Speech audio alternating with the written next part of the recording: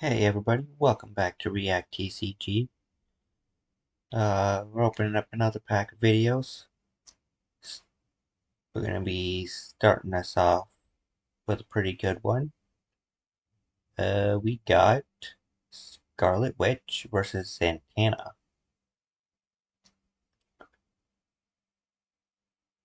Uh,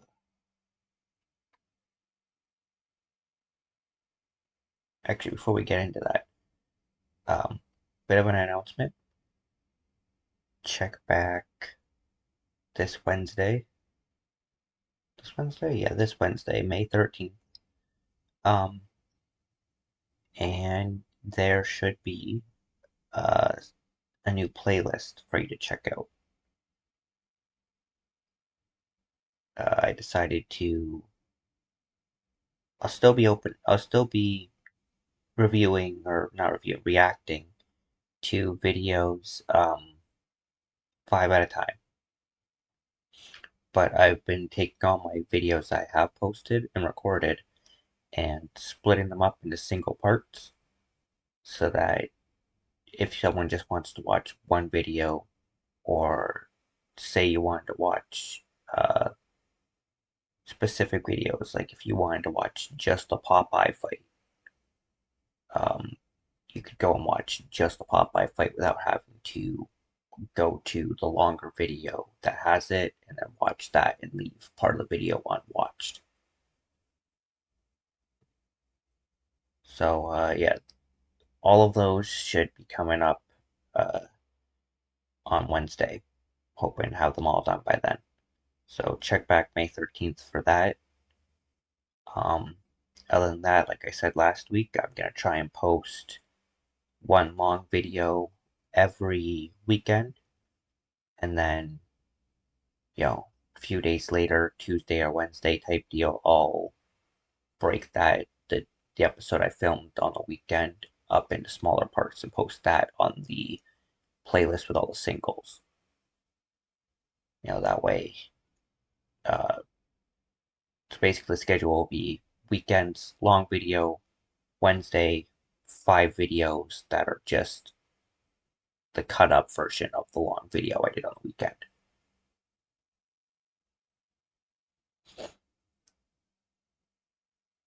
Uh, so yeah, that's the plan. Um, then I might do some other videos every once in a while, like the AMVs that I posted, but those won't have a schedule. Those will just be if I get into the mood, I'll post them, and you'll see them. They'll pop up. You just gotta make sure you like and subscribe and turn on that notification bell and all that shit for that to happen. Anyways, I've rambled enough, and I think I've explained everything I wanted to.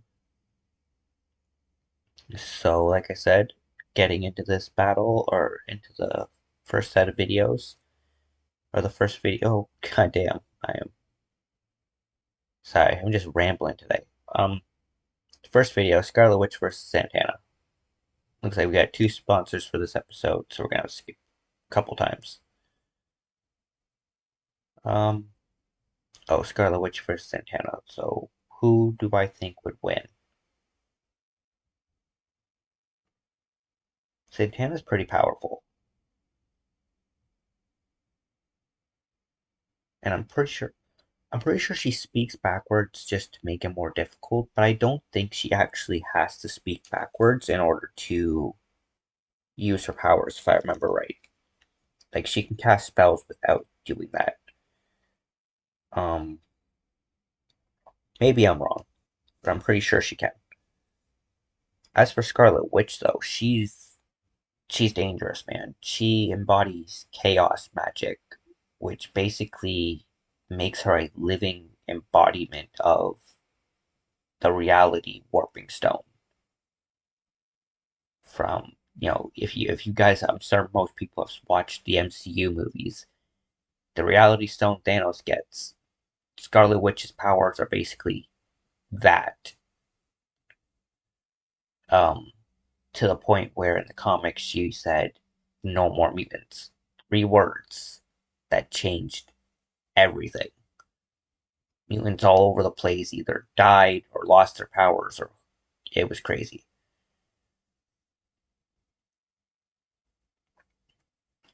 So yeah, I think Scarlet Witch is probably going to win this one. I feel like she just is a more OP figure. But I also haven't seen Zatanna much. I'm a DC fan, but I feel like they don't use her all that often. This episode is sponsored by The Northman and BetterHelp.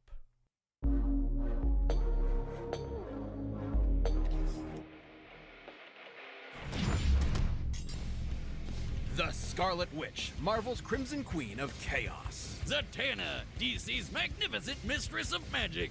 There are those who wield the mystic arts like gods to reshape creation to their whims. And there are those who just like to put on a hell of a show. Either Yeah. way, don't mess with them if you know what's good for you. Oh, These no, ways hell no. my boomstick. And it's our job to analyze their weapons, armor, and skills to find out who would win A death battle.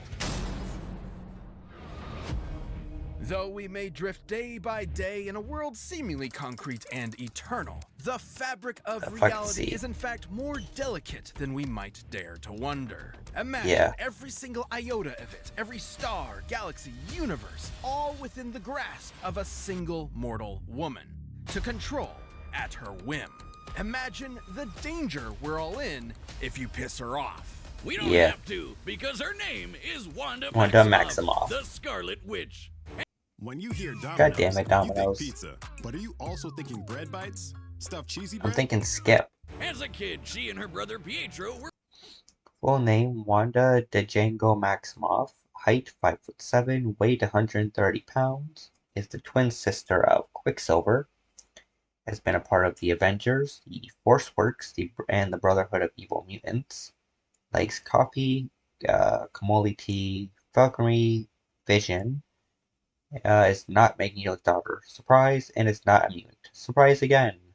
Poor Romani, who were lucky enough to be turned into super-powered freaks by the High Evolutionary. Unable to control her apparently new magical abilities, it wasn't long before Wanda lost control and was branded a witch. Until who would show up but the mutant master of magnetism himself, Magneto. Definitely giving off some big dad energy. You see, the story changes sometimes. You know, as most comic book stories do. But essentially, something happens where she's forced to, or she isn't forced to use her powers. She's in a situation where she wants something to happen, and it triggers her powers. And it just so happens that there's usually a crowd nearby. They see it, then that becomes a whole, torch and pitchforks situation.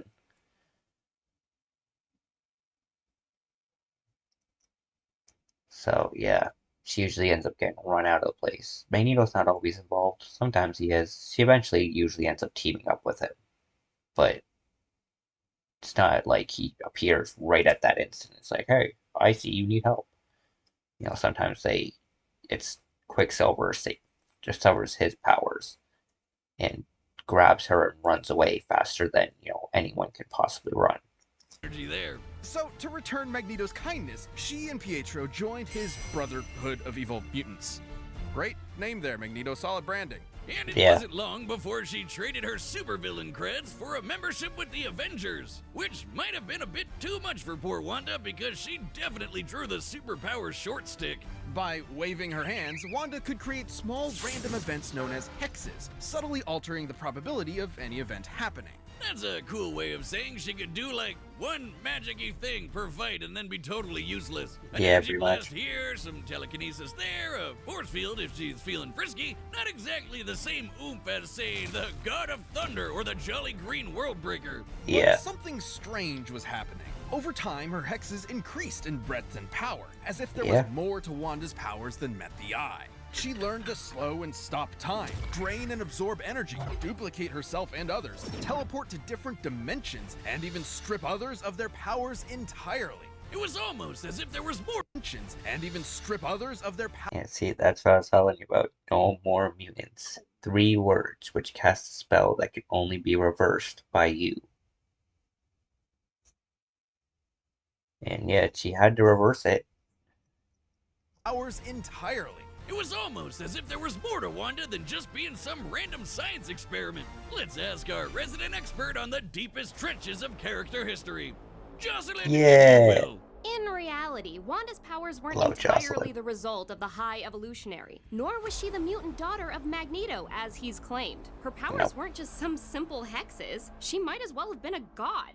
Until now, she had merely been dipping her toes into the vast ocean known as chaos magic. Though her powers may have seemed to be the byproduct of science, they were in reality the gift of the Lovecraftian elder god Chthon, who attempted to turn Wanda into his future vessel.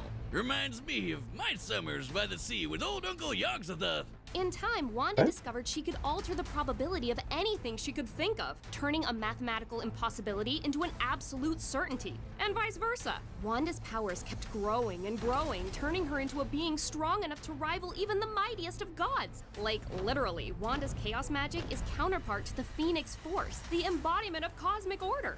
You know that.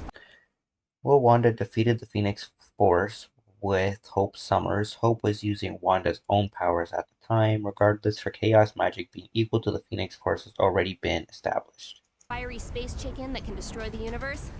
Wanda fought it, and even briefly erased it from existence. At her height, the Scarlet Witch achieved total control over Chaos magic, astral projection, dimensional travel, elemental and energy attacks, energy absorption, extrasensory perception, flight and levitation, illusionary magics, matter manipulation, mind and soul manipulation, power nullification, power manipulation, protective barriers, reality warping, various spells of incalculable potential, and a connection to the life force which increases power at the cost of her own sanity. But yeah, what Jocelyn was just saying about her being able to like briefly erase the Phoenix Force. I mean, it comes back because, you know, Phoenix Force. But that power is what I'm talking about. I'm pretty sure that's why she's going to end up beating Zatanna. for energy, the weather, the elements, your mind, your body, your soul, all of time, all of matter, and all of reality. She can wipe you from existence with a thought and rend the very fabric of the universe as though it were tissue paper. She isn't even limited to chaos magic either. They might not have been what made her a god, but the High Evolutionary's experiments did make her more receptive to channeling magical energy. Oh, maybe that's why Mama Boomstick always warned me about redheads. She's so receptive, in fact, that Wanda is the lone nexus being of the 616 reality, a focal point for the universe's magical energies, and one that belongs equally to all other timelines. It's no wonder she was considered a candidate for Sorcerer Supreme. I mean, shit, why wasn't she? She might as well be a walking, talking Infinity Gauntlet. Well, she can't really she control may have it. the power of a god, but she's still stuck with a human's body that can be overpowered by physically stronger foes. Shh.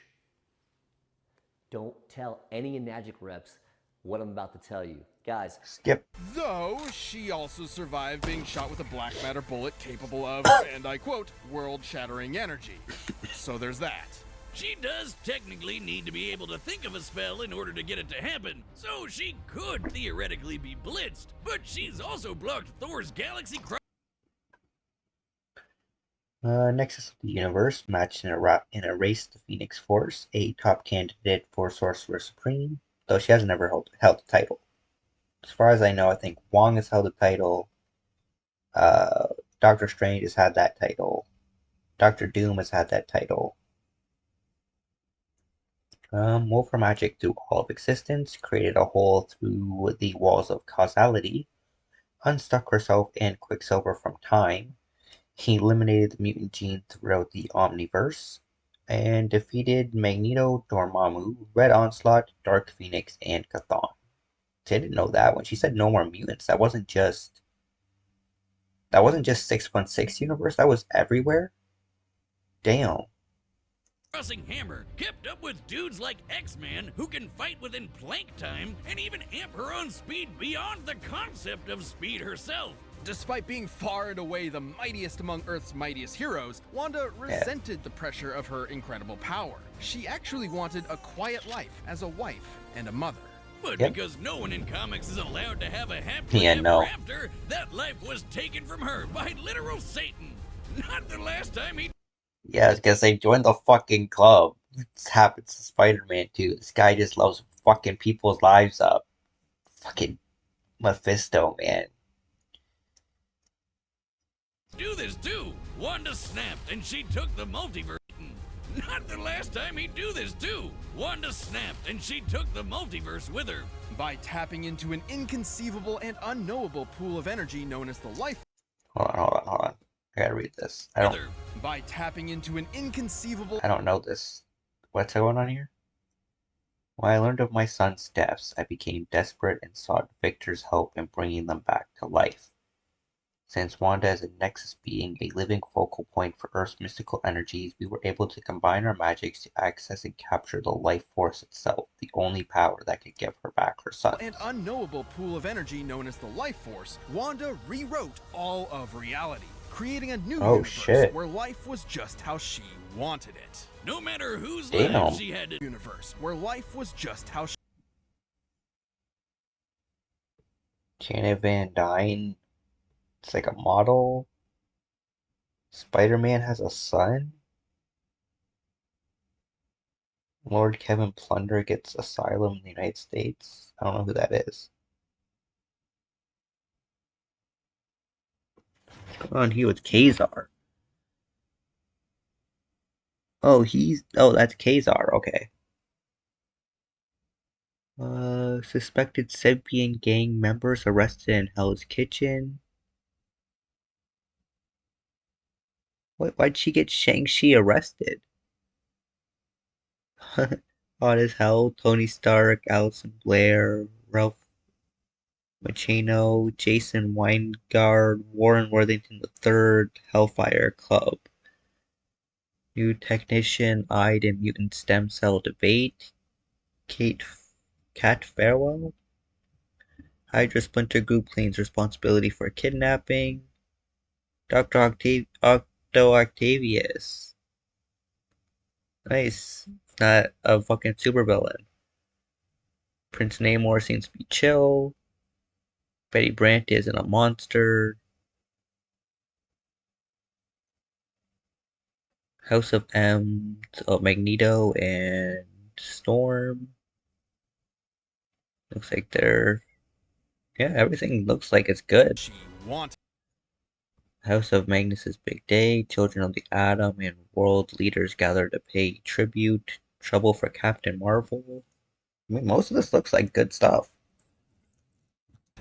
No matter whose life she had to change, in this House of M, she had her family back, but at the cost. Wanda's sanity was already fragile at the time, but according to both Doctor Doom as well as the Marvel Encyclopedia, channeling its energy drives a person insane, regardless of their mental state. Okay. Of her sanity. And it wasn't long before it all came crashing down around her. Once her family and friends discovered the lie of their new lives and turned against her, she uttered 3 fateful words and erased nearly all of mankind. No mutants. More mutants. Wanda weaved her magic throughout all of existence, created cracks across reality which spread throughout the Omniverse, and threatened to annihilate all of creation, the entirety of Marvel's infinite cosmology, everything that ever was. Shit got dark, and while Wanda has worked to keep her powers in check since then, that threat. While Wanda has not connected with the Life Force again, she strongly implies in Uncanny Avengers 2012 issue number 2 that she still can. Threat is always there, but honestly, that sounds more like a power was. Shit got dark, and while Wanda has worked to keep her powers in check since then, that threat is always there. But honestly, that sounds more like a problem for anyone who's stupid enough to get in her way. Both a blessing and a curse, a help and a hex. Such is the true power of the Scarlet Witch. This episode of Death Battle is sponsored by I don't care about this. And then it goes right into an ad, of course. Say hi to the Kia EV5. Skip. Come one, come all, to see the magnificent Zatanna Zatara. For never was there a greater professor of prestidigital performance. AKA Magic! Yeah, she's pretty damn good at it.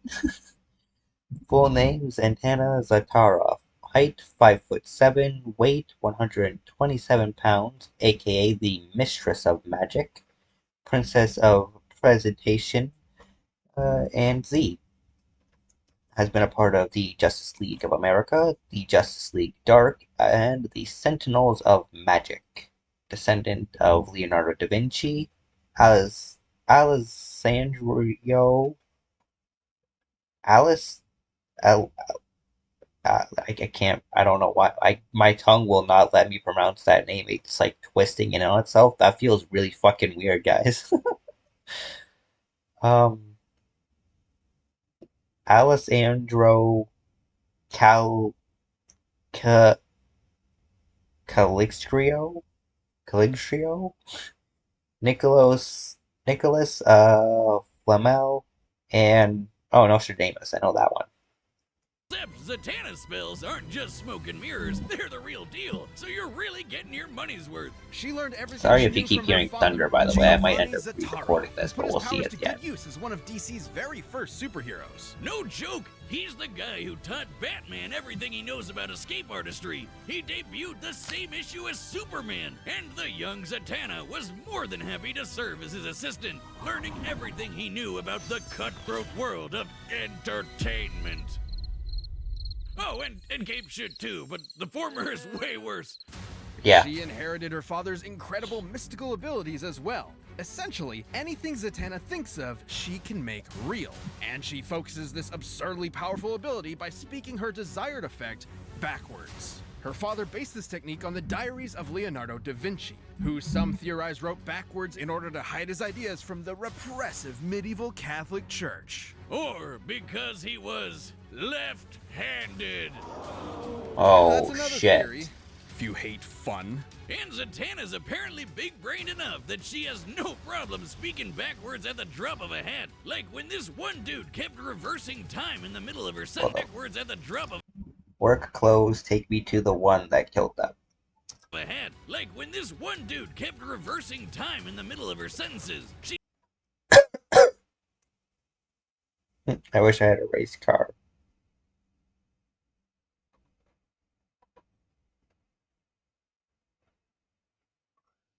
Oh, she keeps saying, okay, I get it. They're saying stuff that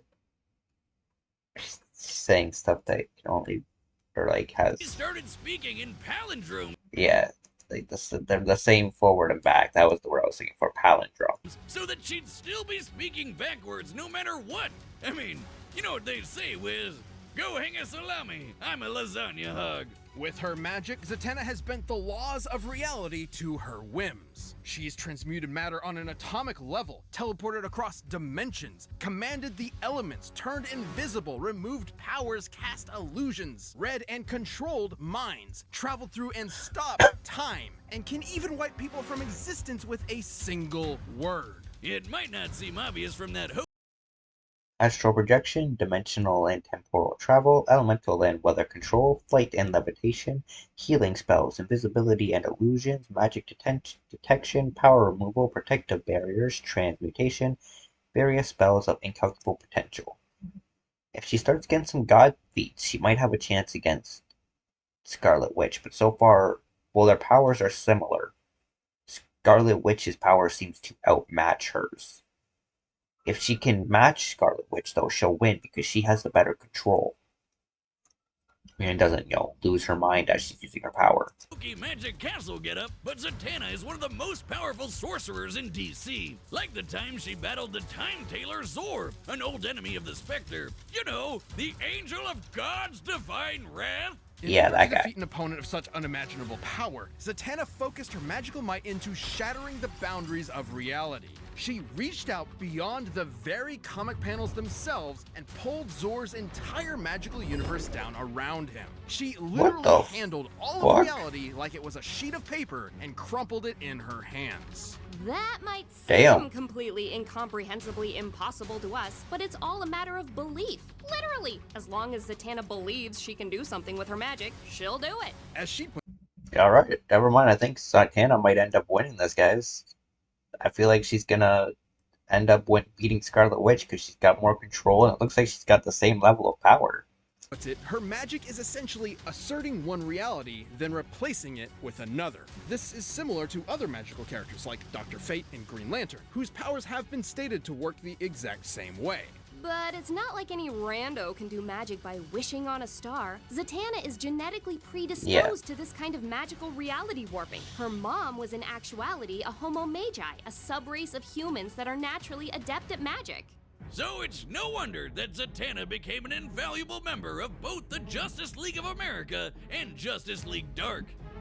The Shadow the Hedgehog version, basically. Zatanna harnessed an entire year's worth of sunlight into a single energy blast, created ruptures across all of space and time throughout the DC multiverse, and has even claimed she's as powerful as Superman himself. Pre-Crisis Superman, in case you were wondering.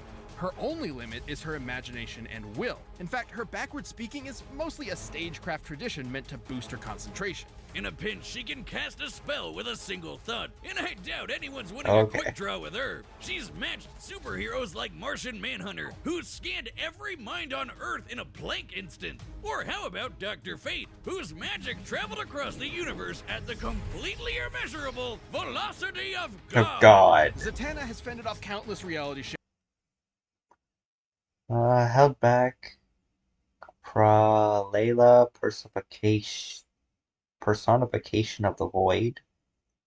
Covered the moon in an ocean. Pulled down a magical universe.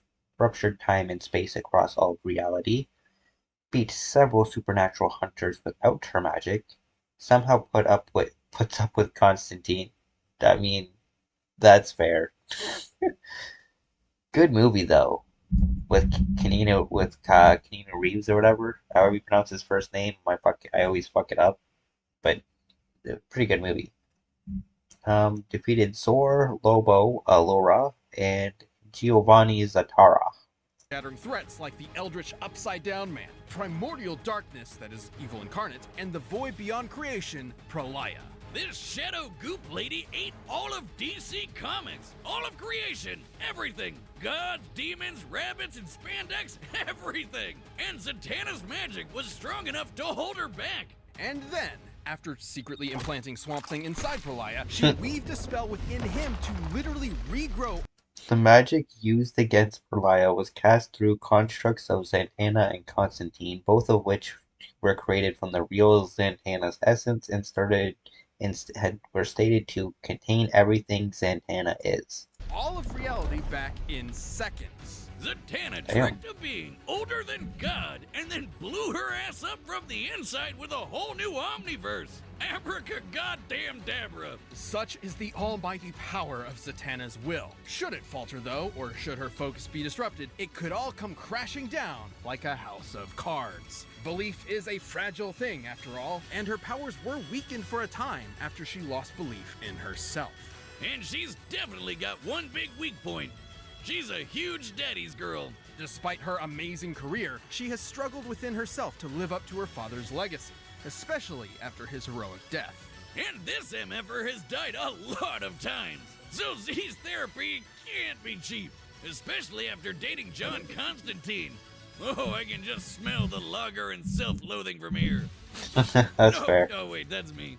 Questionable romance aside, Zatanna is a consummate professional raised on one singular principle. The show must go on, and she'll always finish strong with a standing ovation. Guess that was a good time for an ad, but still.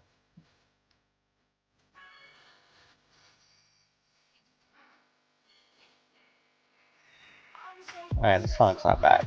I'll give it a pass. Birthday party. And then it turned into something annoying. Skip, Jesus Christ. This show is sponsored.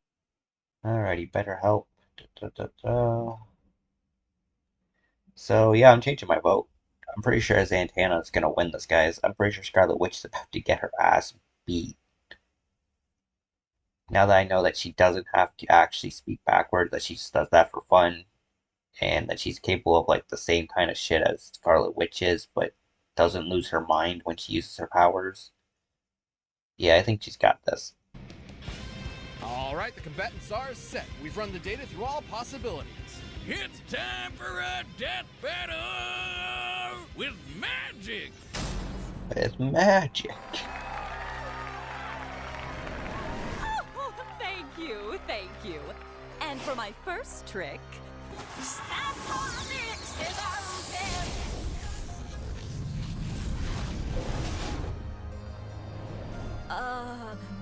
ta-da! You, what sort of two-bit sorceress do you think you are? Two-bit? Perhaps I was being generous. Sounds more like magic than Scarlet Witch, but sure. All part of the show, folks.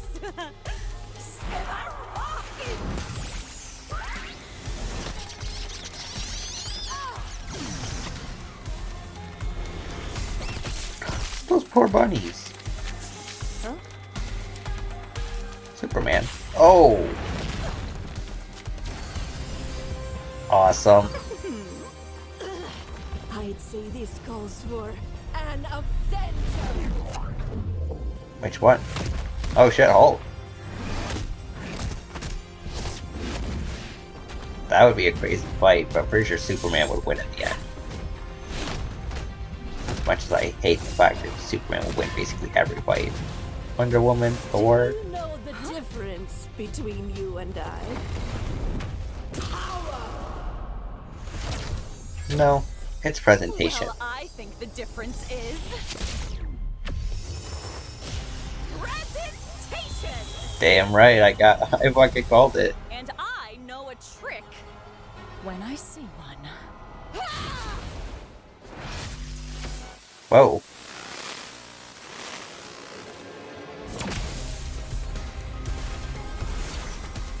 Breaking the fourth wall and shit. Universes. You can't run forever. Now make like a magician and disappear. The show always continues, guys. Aw, dick.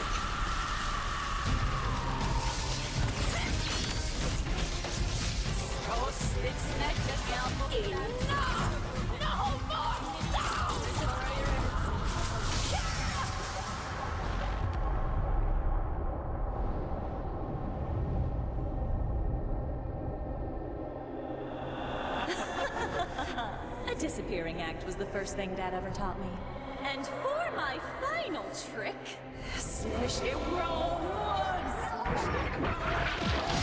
Oh, no more witches. nice. And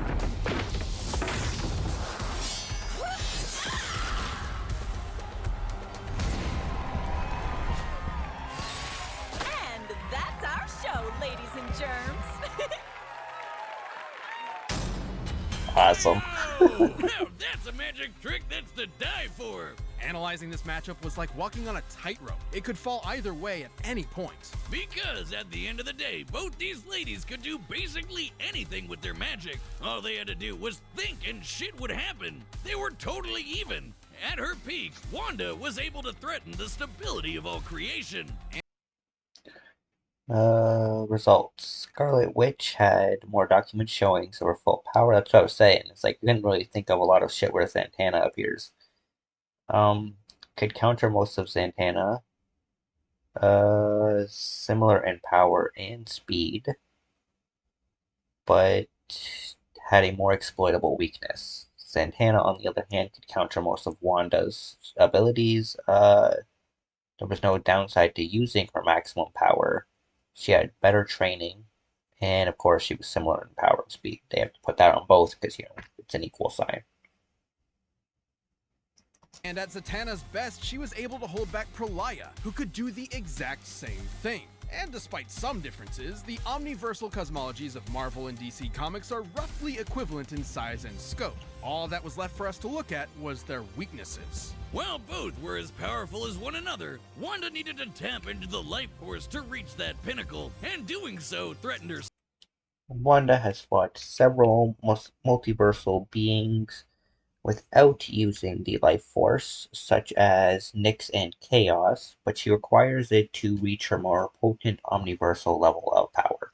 sanity. Let's take a closer look at the events surrounding House of M, where Wanda's powers were at their maximum. Despite admitting that she was way stronger, Doctor Strange managed to get the best of Wanda with a cool head and a spell that briefly knocked her out cold. His wits against her mental instability were enough to turn the tide. To be clear, this instability definitely wouldn't affect her power. She was still strong enough to create a completely new alternate reality and then erase it just as easily. What it would do is leave her open. Also, take her No More Mutant spell. As insanely powerful as it was to affect the whole of Marvel's creation, it wasn't entirely successful. There was still a tiny portion of Earth's mutant population left unaffected. Like Strange and Frost's exact effect have not been clarified, but they were both attempting to interfere, and there is little other explanation for why some mutant genes remained.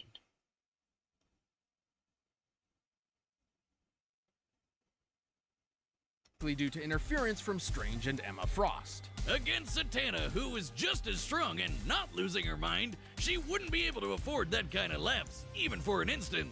On the other hand, Zatanna has managed to maintain her willpower fighting foes just as strong as the Scarlet Witch, so she didn't have the same kind of exploitable weakness. And remember, she doesn't actually need to say her spells backwards. It helps with her concentration, but all her spells come from her mental impulses, just like Wanda. She's consistently pulled off non-verbal spells in the past. Wanda has implied that she could resurrect herself after death, but her method of doing so is vague and non-specific. Zatanna's capability to erase powers and existence could prevent her from such a resurrection anyhow. Even against beings as strong as Pralaya.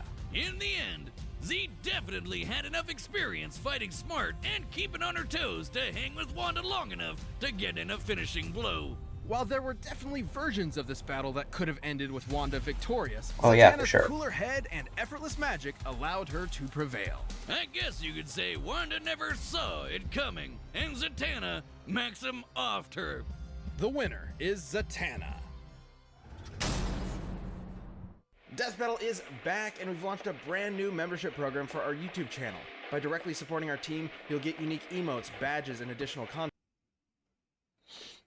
Alright.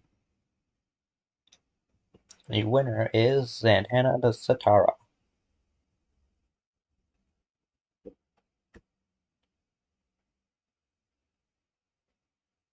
Next fight, we have got Tanjiro versus Jonathan Joestar. Okay, that's like the old-timey one, right? That's not the modern day guy in the leather jacket and stuff. The one that they had fight Kenshiro or whatever. That fight did happen, right? You got to that one already?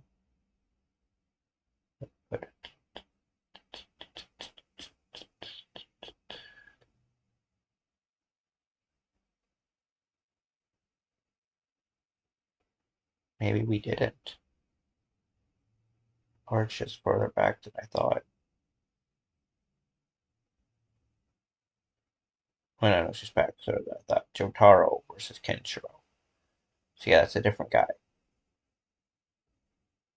Alright.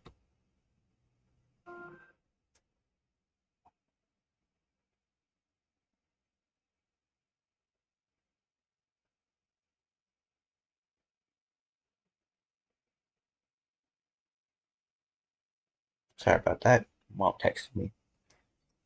Wiz! Hey! Looking for that okay Nutver's name all you got. It was like some Tanjiro fucking NFT bullshit or something. Demon Slayer swordsman. Jonathan Joestar, the very first JoJo who ever Jojed. These two anime monster hunters are as deadly with a blade as they are infinitely good-natured. But don't cross them, else they might leave you breathless. He's Wiz and I'm Boom. Oh, and the reason I didn't pick a person is I have not watched JoJo Bizarre Adventure or Demon Slayer. So I know nothing about either of these characters. So it'll be a learning experience. And I guess I'll listen and then I'll pause and I'll pick a person then. Stick. And it's our job to analyze their weapons, armor, and skills to find out who would win a death battle. Really? 95% of Tucson's sold in Canada are still on the road after 10 years. That's the advantage of the Hyundai Tucson. Visit your local Hyundai dealer for details. I don't want a fucking Hyundai. Aujourd'hui, on est à Québec, Montréal, Ottawa, I don't Toronto pour voir ce que les plus jeunes générations I don't speak pensent. French. Daisho Japan, an era of unparalleled progress and imperial domination. But this empire had a sickness, a rot at its core. Demons. This race of superhuman cannibals originated from one being, their all-powerful progenitor, Muzan Kibutsuji. Who spent his evenings slaughtering families and eating them, including Bro. the Kamado clan. Though one of them fatefully survived, the eldest son, Tanjiro. Well, the good news is your sister 5'5", 134 pounds, 15 years old. Also known as Kamaboko Don Parchero, member of the Demon Slayer Corps, and certified group mom and cinnamon roll. Nezuko is alive too. Bad news is she's a demon, She's a demon. now. So sorry, champ. I'm chalking this day up as an L. But Tanjiro That's possessed fair. the golden heart of an anime protagonist, and he devoted his life to curing Nezuko's curse and ending Muzan's evil once and for all. So he joined the Demon Slayer Corps, a secret group of badass demon hunters with badass swords. Forged from a unique sunlight-absorbing ore, the Nichiren Blade is one of the only weapons that can decapitate a demon and end their unholy existence for good. Especially when combined with the Slayer's fancy pants katana magic. It isn't katana magic. It's Okay, well, katana totally magic. katana magic, but that's not what it's called. Yeah, it's breathing, which is so lame. Yeah. Anybody can do that. Oh God, I was wrong. The use of breathing is crucial to real-life martial arts. Deeper breaths massage the organs below the diaphragm, relaxing your body and lowering its energy requirement, while simultaneously giving you more energy to use. Tanjiro mastered this breathing shit so well, he could do it in his sleep, literally 24/7. This is total concentration. Superhuman sense of smell, exposes enemy openings and predicts enemy movements. Demon Slayer mark, see-through world, total concentration breathing, which is what Wiss is about to explain, healing breaths, and tactical intelligence. This guy has tactical intelligence? He does not look like a tactical guy. Alright. Breathing, a technique developed by the Demon Slayers in order to massively increase their physical abilities to match their blatantly superhuman foes. Through the measured intake of oxygen, users can boost their concentration, reactions, and even manipulate the flow of their blood. This can help in slowing down poisons or speeding up the coagulation of wounds. Which means he can use it to quickly recover in case of injury or fatigue. And Demon Slayers can combine their breathing with their blades for, well, katana magic. Each breathing style is a separate form of sword combat. The first form Tanjiro mastered was water breathing, a flexible defensive style where a user's blade summons water to slice like a raging current. Tanjiro's literal boneheaded A common misconception is that the element effects from breathing are just artistic flair, but there have been numerous situations where the elements interacted uniquely in battle or were even used as projectiles. Okay? stubbornness made him a prodigy demon slayer in no time. He proved to be a tactical genius in combat, able to discern an opponent's weaknesses and exploit them in the heat of the moment. It was almost as if demon slaying was in his very blood. And let me guess, it was. Yeah. Hundreds of years ago, the creator of the very first breathing style taught this knowledge to Tanjiro's ancestors, who passed it down to Tanjiro himself. This was the dance of the Water breathing creates swift currents, can redirect projectiles, increases cutting power. Sun breathing creates strong flames, facilitates regeneration. Overuse can weaken the user. The fire god, the Hinokami Kagura, sun breathing. With sun breathing, Tanjiro's sword bursts into godlike flames that slow a demon's healing factor and can turn into a wicked fire dragon. Sun breathing increases Tanjiro's speed and power, but at a cost. It will quickly tire him out, and overuse could severely debilitate him. Which can also turn on this really distracting birthmark on his forehead. Through intense stress and exertion, Tanjiro can activate this Demon Slayer mark, which boosts his already crazy strength and speed even further. And gives him access to the see-through world. Basically, it slows down time for Tanjiro and gives him x-ray vision. This allows him such a precise understanding of his opponent's muscle movements that he can predict their future actions, sort of like a spider sense. He can even do the same with just his sense of smell, No Demon Slayer mark needed. Not only can his nose detect people from hundreds of yards away, it lets him find an opponent's opening in battle even easier than before. You'd think being an anime swordsman would make Tanjiro even edgier than his blade, but he's basically the group mom, with an innocent little cherub sweetness matched only by his raw badassery. Tanjiro is tough enough to survive being stabbed in the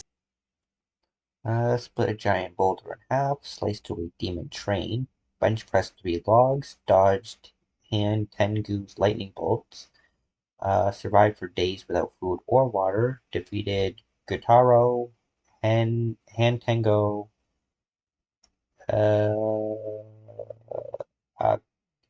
Akaza, and Muzan. Stomach, fast enough to dodge lightning, and strong enough to slice through and derail a literal demon train. That demon turned himself into a train, Wiz! Funniest shit I've ever seen. And this demon, Doma, was able to freeze the air into this giant ice statue in only a few seconds. That takes a lot of energy. And Tanjiro's managed to keep up with similarly powerful demons like Hantengu, Akaza, and eventually the strongest of them all, Muzan himself. With the help of his friends, of course. It would take all their efforts and countless sacrifices. But Tanjiro and the Demon Slayers would continue to fight to realize their dream of a world that is safe for humanity. And whatever Inosuke is. Victorian England! An infamously shit-tastic time to be alive. Whether you are a lowly street rat or a wealthy noble. Okay, well, that last one probably wasn't so bad. That is, unless your dad, in all his infinite wisdom, decided to adopt the single greatest asshole in human history and make him your brother. That'd make you one unlucky schmuck. That would make you Jonathan Joestar. Hadn't you heard, Wiz? Everybody just calls him JoJo. In an effort to take the Joestar fortune for 6'5", 231 pounds, 20 years old. This is a grown-ass man who's going to be beating on a 15-year-old child. Nickname, JoJo. Majored in archaeology, likes Danny, Irena, and Dio, but it's complicated. Himself, Jonathan's new brother Dio dedicated his life to breaking Jonathan emotionally, turning him into a docile puppet. But after being bullied, beaten, and thoroughly traumatized, something awakened deep in Jonathan's heart. The raging fire of a gentleman. I don't think beating the living piss out of Dio was gentle, but it sure was satisfying. Too bad it didn't last forever, because only a few years later, Dio got his revenge when he turned into a vampire and killed Papa Joestar. Classic Dio. With Dio now bent on world domination, Jonathan would need more than his righteous fist to save the day. Yeah, he needed a creepy floating Italian man that punches frogs with the power of the sun. It wasn't just any creepy floating Italian man. It was Will Antonio Zeppeli, a practitioner of Hamon, an ancient martial art designed specifically to do battle against vampires like Dio. Through their breaths, Hamon users can blast a hot electric ripple out of their bodies and flood it into their opponents. Huh. That's what Hamon means in English. The ripple. Man, if I had a nickel for every anime protagonist who killed monsters with the power of breathing, well, that'd be 2 nickels. But let's agree, it's weird that it happened twice. Hamon energy massively increases. Zoom punch. Water walking, healing, plant life acceleration, body and organ manipulation, sunlight energy emission, can generate Hamon through surfaces such as metal. A user's physical abilities and allows them to disintegrate vampires with a single punch. In order to fight Dio, Zeppeli taught Jonathan everything he knew. Like the zoom punch, where Jonathan stretches his arm and punches an opponent from far away like he jumps on a gum fruit. He does this by using the ripple to dull the pain of dislocating his shoulder before snapping it back. That's that fucked might up. Sound crazy, but there are real-life examples of breathing basically giving people superpowers. Like the Dutch adventurer Wim Hof, who can survive being nearly totally submerged in ice water for almost 2 hours. Through forced exhalation, Hoff drops his oxygen levels in order to supercharge his body's thermoregulation and release euphoric chemicals to numb the pain, just like the zoom punch. Hamon is basically just like the Eastern idea of chi. Voila! Which is circulated through the body by, what else? Breathing. And just like Chi, he could do lots of crazy shit. Like walking on water, magnetizing plants, or controlling an enemy's muscles. It can even be transferred through solid surfaces like metal. And he can catch his fists on fire and slam you senseless with his patented Sunlight Yellow Overdrive. It'll leave any monster smiling and satisfied. Jonathan took these skills as he... Sunlight Yellow, Rapid Punch Barrage. Metal Silver transfers through metal. Scarlet catches his fists on fire. Turquoise Blue transfers through water. Life Magnetism magnetizes plant material. Zeppeli and the definitely not just there for exposition Speedwagon invaded Dio's domain and waged war against an army of bloodthirsty zombies. Including Dio's right-hand monsters, Bruford and Tarkus. Tarkus was strong enough to rip entire boulders out of the ground and slice through a cliff with one swing. He could even snap JoJo's neck and cut our old pal Zeppeli in half. Rest in peace, creepy floating Italian man. Sorry you had to be born the mentor. Hope none of your relatives die horrifying deaths too. Before succumbing, Zeppeli's last act was to pass his ripple onto Jonathan, not only allowing him to heal his own broken neck, but also combine their energies together.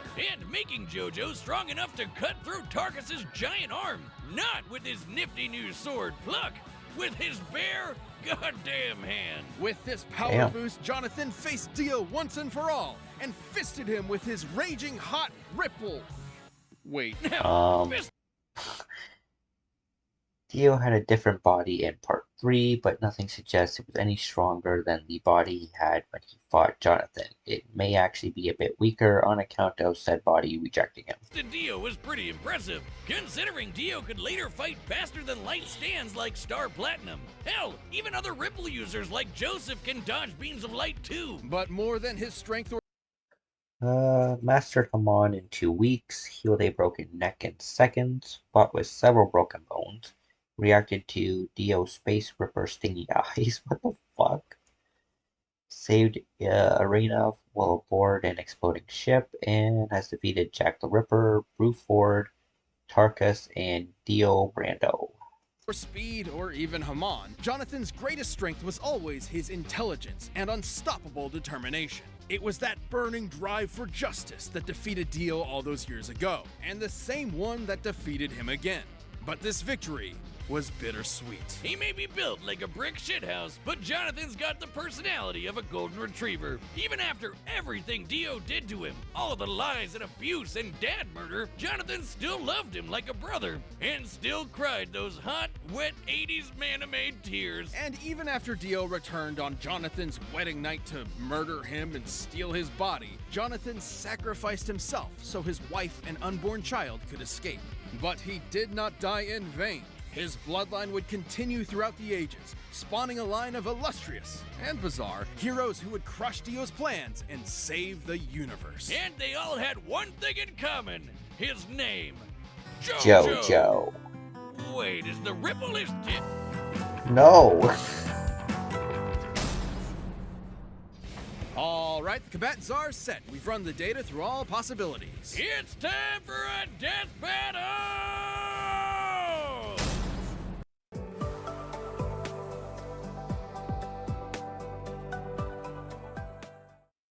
The new Money Mart app, built to make managing your money simple, fast, and on your terms. This episode of Death Battle is sponsored by Babbel. For most of us, learning a second language and Babbel from helps in what corruption.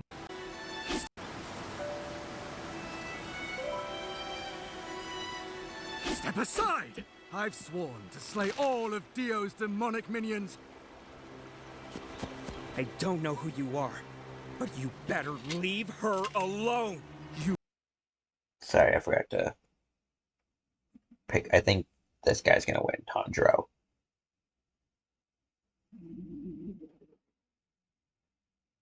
I mean, maybe. Yeah, I'm gonna go with Tanjiro. I think he can do this. He sounded pretty impressive. I don't know who you are, but you better leave her alone. You poor wretch, shackled by the chains of this harpy's insidious mind control. On my honor, as a gentleman, I will free you! Oh, I'm sorry, sir. Did you bump your head? He's such a nice guy. Total concentration. Water breathing. Most unorthodox. You fight with valor, noble swordsman, but I know the burning passion of my heart will carry me through. Aww, he's kind of adorable. Like a puppy. I wonder if he has a caretaker nearby.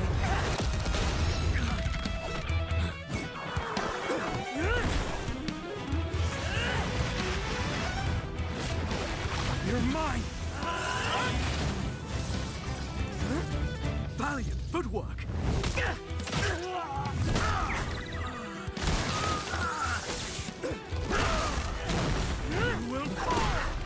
Oh.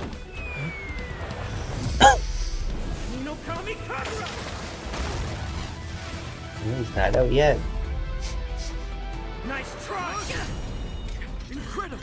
You could teach me a thing or two.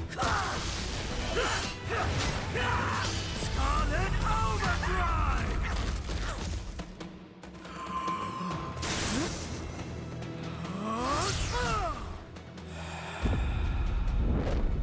His breathing is carrying some kind of energy.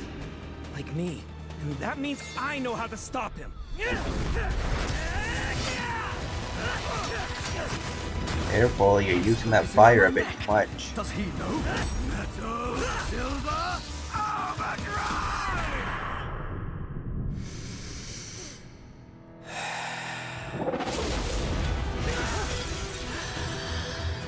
Oh, broke his sword. Got you!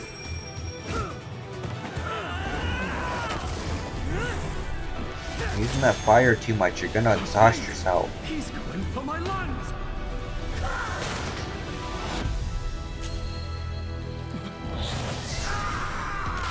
Moved his organs, didn't he? Did he dodge?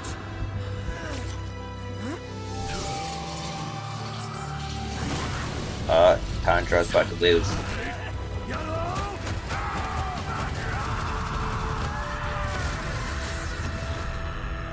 Poor kid.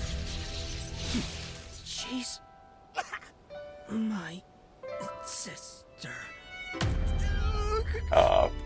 Bro. On my honor as a gentleman, I will protect her with my life.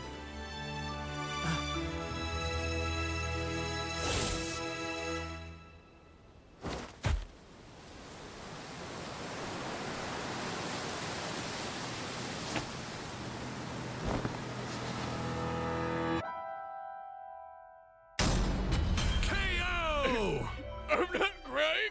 I'm only crying really hard. Holy shit, hold me, bro. Please don't touch me. On paper, Fucking Tanjiro bullshit. did initially seem to have more advantages in this bout. For sure. He'd been training for way longer than Jonathan, and with way more experienced teachers. Tanjiro's Demon Slayer journey took place over a couple of years, while Jonathan's Ripple training was less than a month. Tanjiro was obviously a superior swordsman with a variety of powerful techniques and katana magic, while Jonathan really only improvised as a swordsman. But that's where the advantages stop. Sure, Jonathan wasn't a natural swordsman, but he more than made up for it in hand-to-hand combat, while Tanjiro was pretty much out of options without a blade. Jonathan also had an edge in strength. Comparing Tanjiro to Doma and... Even if we applied kinetic energy to Tanjiro's speed feats, the results would still be inferior to those of major JoJo feats that Jonathan scales to, such as Jolin deflecting meteorites. JoJo to Tarkus, Jonathan was over twice as strong, and while Tanjiro later fought the more powerful Muzan, Jonathan did the same with Dio. He was way faster too. While Tanjiro and his pals could dodge lightning, we can compare Jonathan to other Ripple users like Joseph, who could dodge light, which is over 3,000 times. While Joseph had superior Ripple training, he was able to keep up with Pillar Men, who have also reacted to light beams while still an novice. times faster. That might seem crazy, but in Part 3, Dio was able to keep up with stands like Star Platinum, which can move faster than light. Dio did this on his own, and that was while using Jonathan's body. Even with multiple ways to predict Jonathan's movements and see the flow of his ripple with X-ray vision, Tanjiro would not have been fast enough to keep up. Especially with the ripple backing him up. Sure, the water and fire Tanjiro generates is impressive, but Jonathan was tough enough to power through it. Jonathan's Hamon healing was also superior to Tanjiro's. While Tanjiro could merely slow his bleeding, Jonathan could heal entire broken limbs. Tanjiro, though, had no way to defend against the ripple bypassing his durability and directly messing with his organs. Such as manipulating his muscles like a puppeteer, or directly shutting off his brain or heart. Something other ripple users have done to ordinary humans with a single zap. And Jonathan had the opportunity to do this literally every time Tanjiro blocked his blade. Sure, Tanjiro could recover himself with a breath, but that'd... Results. Tanjiro had superior training, experience, and skill, and his see-through world would allow him to discover Hamon. But he was slower and weaker. His blade was capable of conducting Hamon, which was a downside for him. And his sun breathing took a physical toll, which is what I was saying. He's using that fire too much. Jonathan Joestar was significantly faster and slightly stronger. His Hamon offered more versatility. He was better in unarmed combat. He had more potential insta-kill options, and his only downside was that he was a less skilled swordsman than Tanjiro. Be a breath spent healing and not, fighting. And while sun breathing's overuse was dangerous to Tanjiro, JoJo's Hamon had no such drawback. Which meant that JoJo could keep fighting for as long as he needed to. Tanjiro was never going to go down easy, but Jonathan's speed, Hamon, and righteous gentlemanly fists carried him to victory. Jonathan took Tanjiro's breath away. The winner is Jonathan Joestar. Thank you for watching.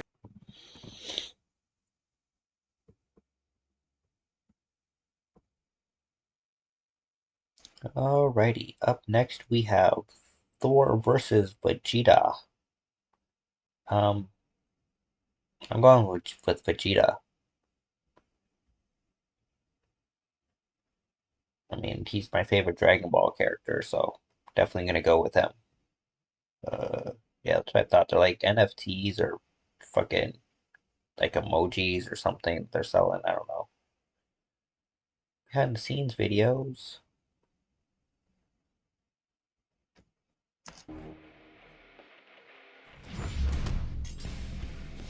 Thor, the god of thunder.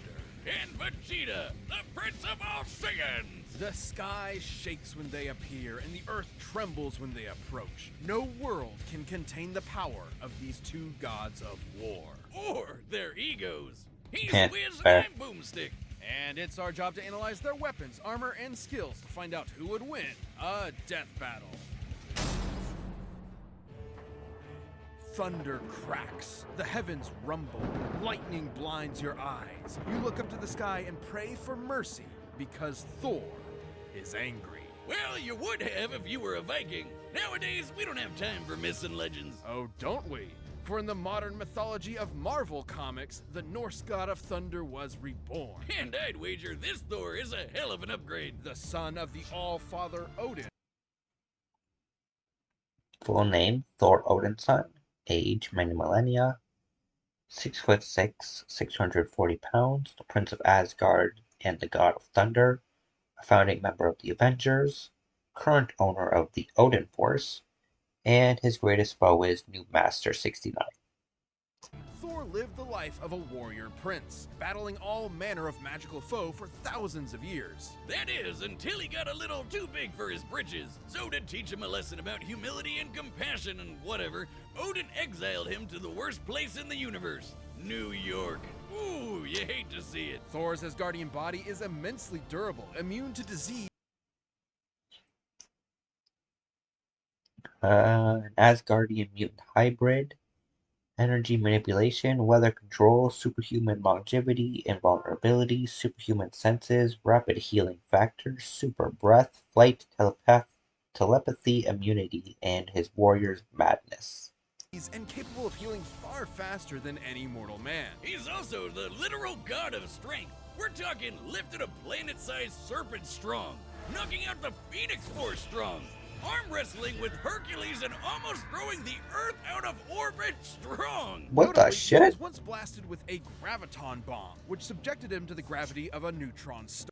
Thor was also hit with a graviton beam, which supposedly increased his weight to infinity, and he was still able to stand up and fight. Cool.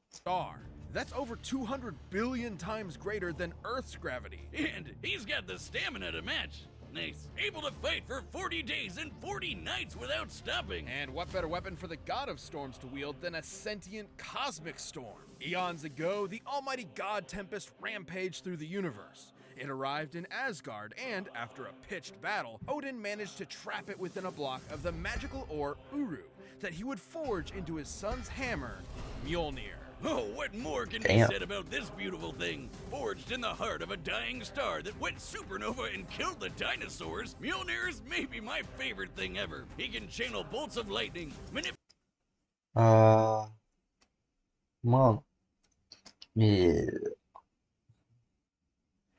let's see. This hammer contains the God Tempest. I see Worthiness Enchantment. Returns to his hand when thrown. Can absorb energy and has something called the God Blast.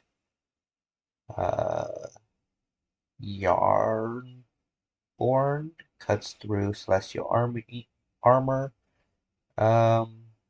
And Magneto doubles his strength. Be like the weather, open portals to other dimensions, and absorb and redirect energy attacks. Or just suck it out of your body against your will, like with this radiation dude. The presence. Not gonna be present for much longer, bud. He's even used 2 Mjolnirs to absorb the power of the God Bomb, which would have killed every deity in existence across time and space. That's just the tip of the iceberg. Mjolnir can transmute the elements, turn Thor invisible and intangible, let him travel through time, and even bring people back to life.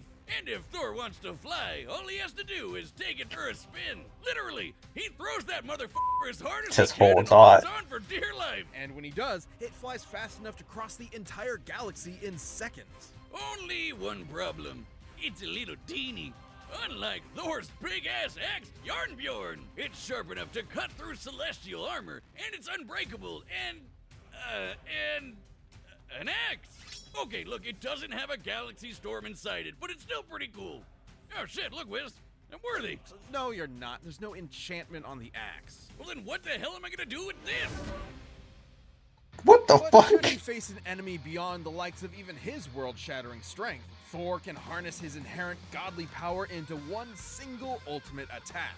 The God Blast. God is right. Even Galactus, the devourer of worlds, shit his pants and bounced at the sight of such an awesome attack. Jesus, That's even awesome. the Avengers seem pretty small potatoes compared to this guy. Why'd he even bother with them? Because not every problem can be solved by hitting it really hard. Bullshit. That was the point of Odin's lesson. To force his headstrong son to confront a world more complex and nuanced than his millennia of battle had prepared him for. Thor had to be more than a warrior, he had to be a hero. He's battled Thanos, the Silver Surfer, and even the Sentry. The Sentry is strong enough to contend with the Worldbreaker Hulk, a being strong enough to destroy the Marvel Universe over 100 times over. And fast enough to demolish. Go watch that shit. I reacted to that one. Hulk versus Broly. Ares, the Greek god of war, who can fight within the span of plank time. That's like the tiniest amount of time that we can imagine. There are as many planks in a second as there are grains of sand on Earth. Oh wait, did I say Earth? I meant 10 million billion Earths! Thor has tanked disintegration beams trying shook the universe with a thermal blast, succeeded Odin as king of Asgard, shared the roots of Yggdrasil, I think that's how you pronounce that, snapped adamantium alloy cables, outsped a living planet across the solar system, kept fighting while impaled, defeated Hulk, Sentry, Surtur, and those who sit above in the shadow. They're gonna have Vegeta lose this, aren't they? I mean, if this was MCU Thor, this would be no difficulty, but I feel like comic book Thor, they're gonna have him beat Vegeta. Trying to tear apart his atoms one by one, survived Mephisto trying to consume his soul, and even withstood a temporal rift that aged normal people to dust. Oh, he's a hard bastard to kill, and even nastier when he loses his temper. By entering a state known as Warrior's Madness, Thor commits an unpardonable sin in Asgardian society, and willingly sacrifices his sanity for a tenfold increase in power. Yeah, despite being a really sweet lunk that talks like he's in Masterpiece Theater and dresses like he's in What's Opera, Doc, Thor has struggled with being worthy of his father's legacy. Yeah, but his Warrior Madness didn't really help him against Wonder Woman. And throne. But no matter what unbelievable shit Marvel throws at him, Thor always rises to the occasion. Take the time this big machine called the World Engine was controlling Yggdrasil, the world tree that connects 10 universe-sized realms. The World Engine's purpose was to mechanically trick Yggdrasil into disrupting the natural flow of Ragnarok, the end of the world. So Thor just pushed it and literally reversed the flow of fate. That's right, he outmuscled a giant multiversal tree and prevented Armageddon. Not a bad Saturday. And he'd go a step further and defeat the mysterious elder gods that manipulated the cycle of Ragnarok in the first place, ending it forever. So perhaps now when you look up at the thundering sky, you won't fear the god's capricious wrath. Because you'll know it's just Thor, the god of thunder, kicking ass and saving the day. He's got a point. Planet Vegeta, home to the bloodthirsty warrior race known as the Saiyans, and named for their mighty leader, King Vegeta. Noting the Saiyans' proficiency in genocide, the alien emperor King Cold and his son Frieza contracted them to be their personal hit squad, contracted worlds in their name. But when Frieza felt these monkeys were getting a bit too uppity for their own good, he nuked them in their whole planet. The king was dead, leaving his young son, the Prince Vegeta, alone, burning with a grudge against Frieza for age 68. So goddamn, really so close. 5'5", 123 pounds. The prince of all, like, 2 Saiyans. But there's only 2 full-blooded Saiyans and like 3 half-bloods. Oh, and I guess Broly's there now, so 3 full-blooded Saiyans, 3 half-blooded Saiyans, and 4 half-blooded Saiyans. That's Vegeta had another kid, and 1 quarter Saiyan. That's funny. So what? That's like what? 4 half Saiyans equals 2 full Saiyans. That's 5 1/4 Saiyans. That he is I guess subtract 1 because he's one of them. So 4 1/4 Saiyans is that what he's a prince of. Trained by the god of destruction Beerus, likes Bulma, his children, karaoke, and pink shirts, and dislikes Frieza, losing to Kakarot and Tien. Wounding his ancestral pride, Vegeta awaited the moment he could extract his revenge. As one of Frieza's former top enforcers, Veggie was trained from birth to be one of the greatest warriors in the universe. It helps that planet Vegeta had a gravity 10 times greater than that of Earth's, making his natural physiology significantly stronger and more durable than a human's. As in, making the whole friggin' Earth shake just by throwing hands. And like all Saiyans, Vegeta can harness his ki, or inner life force, as a physical energy to make him even stronger, faster, and tougher than that. Or literally shoot it at your opponent to blow him to kingdom come. That's right, Vegeta can point and click a planet out of existence with his soul. Man, that's hardcore. Yeah, He can use dirty ki to fireworks, fly yo. at faster than light speeds, slice you to pieces with an energy blade, and even hold you in place with energy rings. So, let's be real. Vegeta's favorite attacks can be summed up with big-ass laser. He's got the purple big-ass laser, two-handed big-ass laser, rapid-fire big-ass laser, exploding ball big-ass laser, and fucking omnidirectional your-ass-is-grass big-ass laser. Though well, that one gotta kills him, say, too. my favorite is the mouth-wide-open vomit big-ass laser. Though that's more of a Nappa thing. Kinda like this. What the fuck? How did you do that? Impressive key mastery, Boomstick. It hurts when I breathe. Vegeta's most terrifying. God Key, Flight, Gallic Gun, Final Flash, Gamma Burst Flash, Big Bang Attack, Final Explosion, Spirit Sword, Lacura Gun, Final Impact, and Hakai. Oh, he learned Hakai? I didn't know that. I knew Goku knew it. I didn't know Vegeta knew it. Spirit control, instant transmission, spirit fission, and fusion, which isn't gonna be, helpful in this fight. And then transformation, Super Saiyan 1, Ascended, 2, Super Saiyan God, Blue, Evolved, and Ultra Ego, which is, gonna be what he's probably gonna need to fight Thor. Flying ability, however, is the one inherent to his Saiyan biology. Whenever a Saiyan survives a life or death struggle, their power increases exponentially. That's what Frieza was so terrified of, the Saiyan's infinite evolutionary potential. So it's no wonder Vegeta eventually toppled the alien tyrant with the help of another surviving Saiyan, Kakarot. And with Frieza's defeat at the hands of this Earthbound Super Saiyan, Vegeta had a new rival and a new goal. Become blonde! No battle required. Vegeta can harness the rage of his Saiyan heritage and transform into a Super Saiyan 2 and a Super Saiyan 2! But try as he might, Vegeta struggled to keep up with Goku's ever-increasing power. I guess it doesn't help that Veggie is maybe the single cockiest bastard to ever have existed. Yeah, sure, dude. Let Cell become perfect. Nah, we'll be fine. Hope your spine is doing all right. Dumbass. Though Vegeta did manage to accomplish something that even Goku couldn't do on his own, becoming a god. Once he and Goku met the god of destruction, Beerus, they had a whole new lineup of martial artists to conquer, with some angelic training to boot. With Spirit Fission, Vegeta can forcibly absorb an opponent's ki with every strike. And he even learned Goku's patented instant transmission, allowing him to teleport huge distances. But most importantly, with God Ki, he can go even. After learning the Super Saiyan God form, a Saiyan can partially tap into its power without fully transforming, allowing them to boost their base form to similar heights. Further beyond and become a Super Saiyan God, a Super Saiyan God Super Saiyan, and a Super Saiyan God Super Saiyan Evolved. His power got completely insane. The dude was strong enough to destroy the room of... Crushed Goku in their first fight, outmaneuvered Frieza and his forces on Namek, destroyed planet Arlia effortlessly, held his own against Kid Buu for several minutes, trained under hundreds of times Earth's gravity, skills to Goku and Beerus' universe-busting power, and defeated Semi-Perfect Cell, Frost, Golden Frieza, and Popo.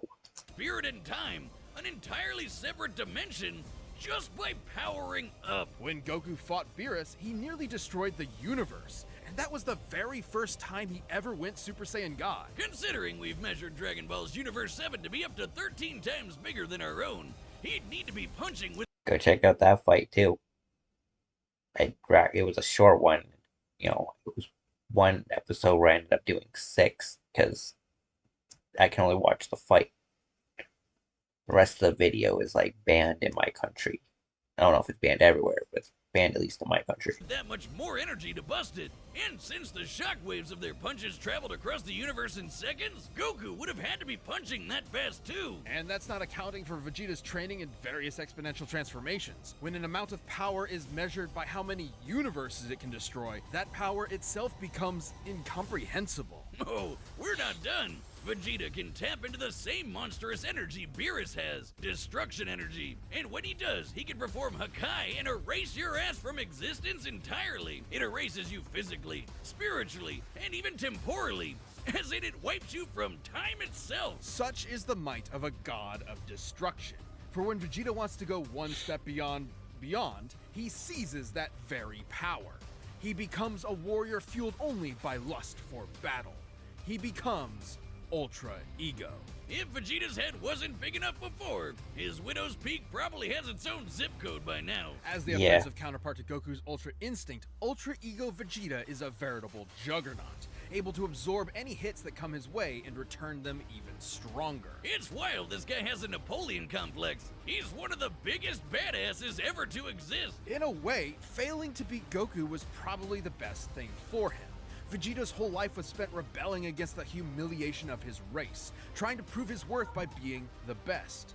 By contrast, Goku's self-improvement was never stunted by his ego and insecurities. In realizing that, Vegeta became more than a fighter, but a husband and a father as well, willing to sacrifice himself for what mattered most. And Vegeta got a taste of that himself when he hooked up with Bulma for some Super Saiyan sexy time. Getting to beat Frieza's golden ass probably didn't hurt either. He may not always win, but he'll never be put down for long. So be sure to practice your groveling, because this is one prince you don't want to piss off. Damn right. All right, the combatants are set. We've run the data through all possibilities. It's time for a death battle!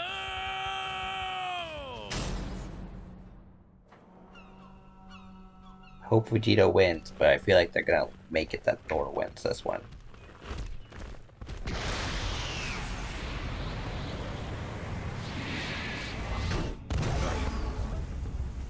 Dude. Oh, there, mighty warrior. What business havest thou upon earth?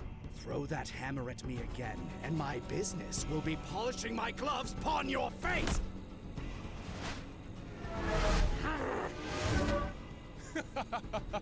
Didst that count? Dude, he's better fuck you up.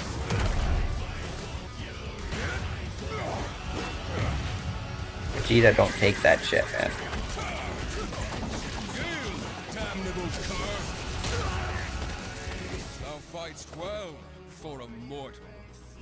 Alas, you face a god. Yeah? You're not the only one who's a god around here, you motherfucker.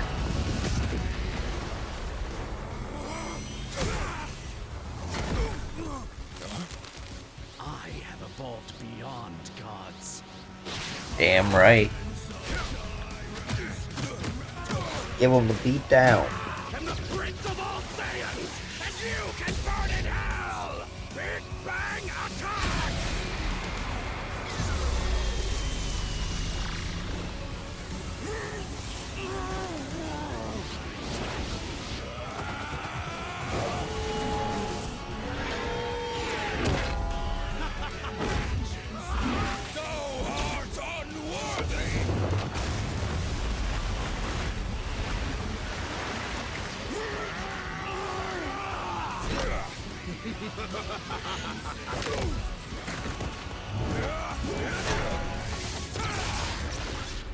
Tell me, does a god such as yourself feel fear? Hey, yo.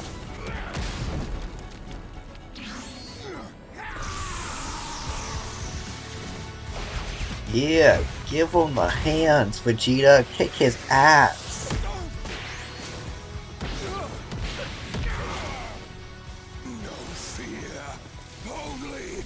Rage? Oh. Only thunder. That makes sense. Guessing this is his warrior's rage, or berserker's rage, or whatever. All you will feel is oblivion! Hell yeah.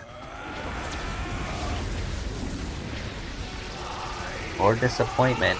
Time to flip that coin again, Vegeta.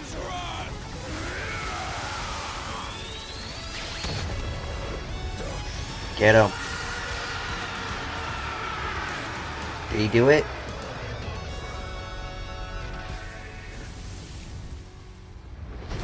Damn. So close.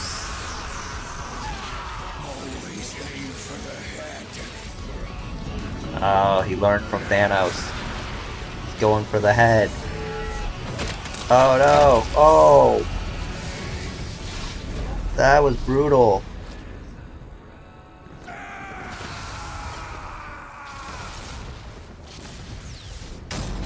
Damn. Poor Vegeta. Thor won because he's a natural blonde. Despite Vegeta's No. immense power and tenacity, the God of Thunder had him outmatched in several key areas. First off, the big one, who was stronger. Despite being up against the God of Strength, Vegeta actually matched up pretty close. If Thor was given the Thor Force, he'd scale to multiversal level feats from the likes of Odin, furthering the gap in power. closely with Thor. Both could output power far in excess of destroying a single universe. It's always tough to get an exact number for Dragon Ball Super's most powerful characters, but we can combine the size of Universe 7 with multipliers from Vegeta's transformations to get a rough estimate. It's important to note that Ultra Ego's power boost has never been stated, but we do know that Super Saiyan Blue Goku and Super Saiyan Blue Vegeta were roughly even in power. When Goku applied a Kaioken times 20 boost to fight Jiren, Vegeta kept up after going Blue Evolved, implying that both increases in power are roughly the same increase. Similarly, Blue Vegeta matched base Top, and needed Blue Evolved to keep up with Top's God of Destruction.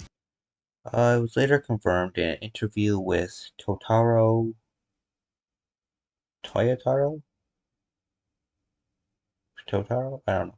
That Mastered Ultra Instinct Goku is still weaker than several beings in the universe, including Broly. Hence, Vegeta's Ultra Ego likely cannot scale to Broly's full power. And yeah, we even see that in at least the manga. Goku and Gohan have a sparring session after Gohan's unlocked his beast form, and he's able to beat Goku. Which is extremely similar to Ultra Ego in theme and purpose. Given this is the best current example of a measurable form akin to Ultra Ego, we can assume that Ultra Ego's boost in power, at least initially, could be extremely similar in terms of a percentage increase, making Ultra Ego's original state about 20. Savage Hulk has battled Hyperion, who has survived the collision of two universes at the same time. This also excludes his Thor's Warrior's Madness, which would multiply his power 10 times. 20 times more powerful than Blue Evolved. With that in mind, Vegeta at his peak could destroy a universe roughly 260,000 times over. And Thor was pretty close to that. Taking a look at the Marvel Universe's size, which has a radius of at least 1 trillion light years, as well as scaling to the Worldbreaker Hulk. This is stated by Starbrand, who possesses an incredible and precise understanding of the cosmos, confirming the estimates' legitimacy. Thor ended up only about 10 times stronger. Not terribly different, and it's definitely possible Vegeta's power could increase during the fight to match it. But even if he was stronger, it wasn't the only thing that mattered. Ultra Ego's damage absorption could only do so much against an opponent like Thor. Vegeta may have trained as a warrior from birth, but Thor has been fighting for millennia against a much wider variety of foes, allowing him to adapt to Vegeta fairly easily. And the fact that Thor was way faster gave him a lot of leeway to use that extra combat experience. Applying Vegeta's transformation multipliers to the shockwaves from Goku and Beerus' punches, Vegeta should be able to fight at nearly 300 quintillion times the speed of light. But scaling to Ares moving within Plague time, Thor would be over 70 quadrillion times faster. Even assuming that Vegeta's transformations increase his speed proportionally, it would not be enough to close this speed gap. More than fast enough to avoid Vegeta's key attacks, and even more importantly, absorb all of them with Mjolnir. This alone could shut down all of Vegeta's ranged attacks. Sure, Veggie could absorb it back with Spirit Vision, but he'd have to hit Thor first. And with that much of a speed difference, that's easier said than done. And since Thor can just will the energy out of somebody, he could just take it right back. And then some.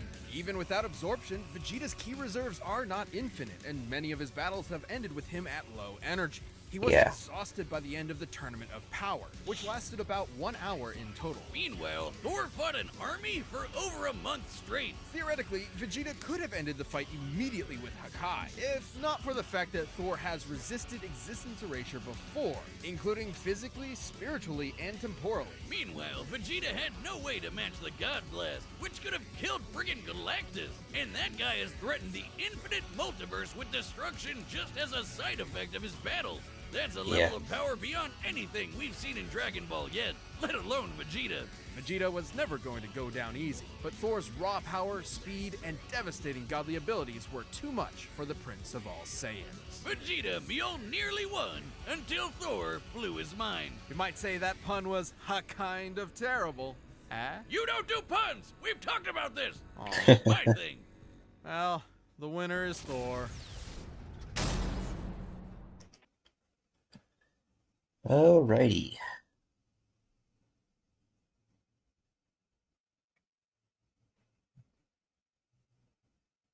I really wish Vegeta had won, man.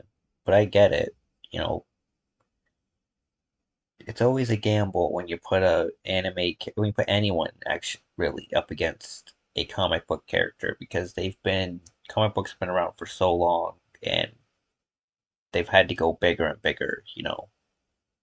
Starts off it's just people robbing banks and stuff, then all of a sudden like city blocks are in danger, then a city, then multiple cities, then it's a country, then it's a continent, then the whole planet, then multiple planets, then the universe, then multiple universes, then the multiverse, then the omniverse, like, you know what I mean? And eventually it's just it's why Goku, it's part of the reason why Goku can't beat Superman is he's written to be the answer for everything to DC. And you know, when you have something that can destroy multiple multiverses and you want Superman to be the answer, he has to be able to do the same thing.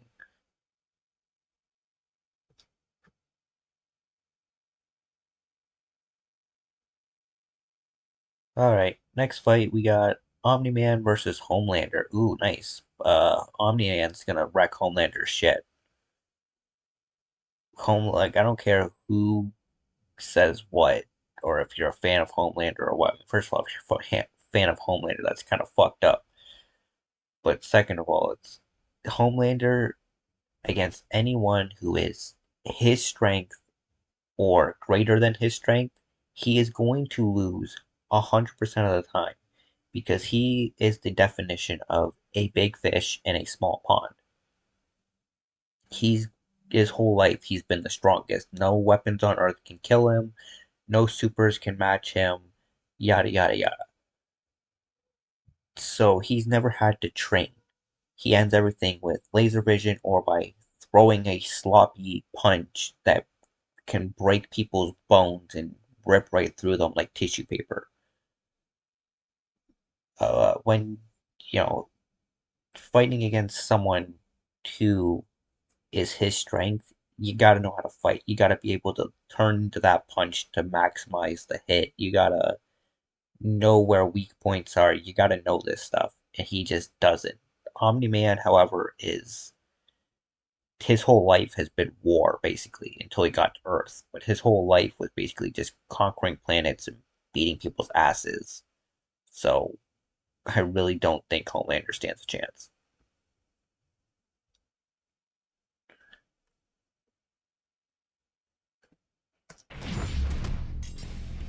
Omni-Man, the invincible champion from planet Viltrum. Homelander, the world's greatest superhero, brought to you by Vought International. Few heroes have stood the test of time with more applause. This analysis examines both the comics of Invincible and The Boys, but will avoid going into specific details regarding spoilers past the shows as much as possible. Alright, so they're going to try, but that's your warning now, spoilers. If you don't want to, if you don't want to hear spoilers for Invincible or The Boys, just skip ahead to when the fight happens. Than the very first, Superman. But what if absolute power did, in fact, corrupt absolutely? Answer, we're all screwed. He's Wiz and I'm Boomstick. And it's our job to analyze their weapons, armor, and skills to find out who would win a death battle. Look, up in the sky. It's a bird. It's a plane. No, it's Omni-Man. Had you going there for a second, huh? Not really. No. His name is in the title of the video. Well, you might be forgiven for mistaking Nolan Grayson for his classic comic inspiration. He's Fair even enough. got that sexy mustache that he's not afraid to hide with terrible CGI. Born on the planet Viltrum, Nolan was sent. Real name, Nolan Grayson. Age over 1,000. 6'2", 250 pounds, a Ultramite, and really wants his son to think, Mark. Think! To Earth to act as its superpowered alien defender and spread the enlightenment of his utopian homeworld. And as his superhero alter ego Omni-Man, there was no one better suited to the task. He saved the world countless times, worked alongside the Guardians of the Globe, and even married and had a son, Mark. Life couldn't be better until Mark inherited his dad's Viltrumite powers. That's when Mark found out that his dad was a stinking rat bastard liar. Turns out, Viltrum wasn't exactly the peaceful utopia Nolan promised. Peaceful in the sense that they culled half their population, murdering billions with their bare hands until only the strongest were left, united by a common purpose. This Viltrumite empire then went on to conquer planet after planet in their home galaxy, murdering any who dared oppose them. So just scratch that whole peaceful part entirely. And turns out Omni-Man was here to do that same thing to Earth. Sorry, Mark, your dad's a dick. Even worse, he's easily the most powerful being on the entire planet. Imagine combining the raw power of a Kryptonian and the bloodlust of a Saiyan, and what you get is basically a Viltrumite. Due to their unique DNA, Viltrumites are composed. It's actually a fair comparison. Of smart atoms that they can manipulate to achieve superhuman feats, like holding their breath for weeks on end by drawing more energy from the oxygen inside them. Kinda reminds me of that whole bioelectric aura thing Superman has. That's basically how comic writers bullshit a science-y explanation for his powers. Except smart atoms make even less sense. How can atomic structure be designated by your DNA? DNA is made of atoms. It's completely nonsensical biological hogwash that I cannot stand. Uh-oh, comics fans. I'm calling this debunked. Dude, what the fuck? Viltrumites can fly, withstand near Accelerated healing, flight, inhuman longevity, nigh invulnerability, resistant to star level heat, and absolute zero, superhuman physiology, and a bitchin' mustache. Absolute zero temperatures, and even possess insane His healing voice is factors. kick-ass too. You know, stuff like getting punched through the stomach, having your guts ripped out, or having your face smashed up in a tomato soup. I don't mean to exaggerate, but Viltrumites in this series get fucked up and somehow survive. However, too much trauma to the brain or heart can overtax their healing factors, and intense heat can be especially damaging. Even the most powerful Viltrumites can be killed by extended baths in the spicy hot plasma of a star. And because of their abilities, their inner ear vestibular system is far more sensitive than a regular human's. Intense sonic pressure will disrupt their fragile equilibrium and even prevent them from flying. Though pushing themselves to their physical limits only ends up making them way stronger. And considering Nolan has been alive and planet conquering for thousands of years, he's easily one of the toughest Viltrumites around. Like, other aliens attacking him will literally splatter their bodies against him. But Mark didn't inherit everything from his dad. Despite his alien genes, Mark was raised as a human with our weak, pathetic human values like love and compassion and not brutally murdering the shit out of everyone you see like a maniac. Really made it difficult for Nolan to relate to his kid. Such as when these aliens invaded Earth. Mark tried his best to minimize casualties and outsmart his numerically superior foes. Nolan, meanwhile, tackled their leader through the portal back to their homeworld, then spent some time systematically annihilating their planet for even daring to take Earth from him. Classic generational divide. Annihilate is underselling it. Nolan flew he so fast that up. his body lit their planet's atmosphere on fire, creating massive country-sized explosions, with his own body as the projectile. Omni-Man has flown across galaxies in only a week, survived punching a hole through a planet, and even deflected a meteor the size of Texas. Assuming that means the diameter of the meteor is equivalent to the distance from the top of the Panhandle to the Gulf of Mexico, that would make it 1,300 kilometers wide. And weigh over 4.6 quintillion tons, moving at re-entry speeds of over 11,000 meters per second.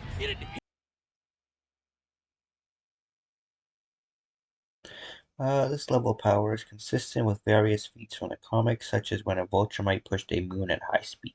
Hit with enough energy to destroy the moon twice over. So Omni-Man is strong enough to effortlessly threw a baseball around the Earth, redirected an asteroid the size of Texas, participated in destroying a planet, flew from Earth to Thraxia in under a week, survived Mean Supreme, single-handedly ended the Flaxian civilization, defeated Invincible, Alan the Alien, Space Racer, and Guardians of the Globe. Slaughter those who considered him an ally, the Guardians of the Globe, all to ensure as seamless a transition to the coming Viltrumite rule as possible. Too bad for Nolan, it wouldn't be that easy, because he'd have to go through his son first. Mark was horrified by his father's treachery, spurred on by the reveal that Nolan only viewed his mother as a pet, a disposable broodmare. Invincible fought Omni-Man to save the planet. And that's when Mark's real Viltrumite training began.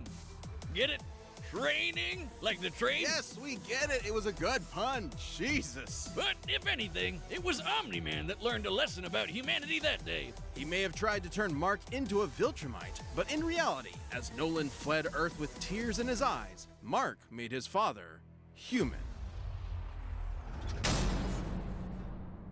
This episode is sponsored by BetterHelp.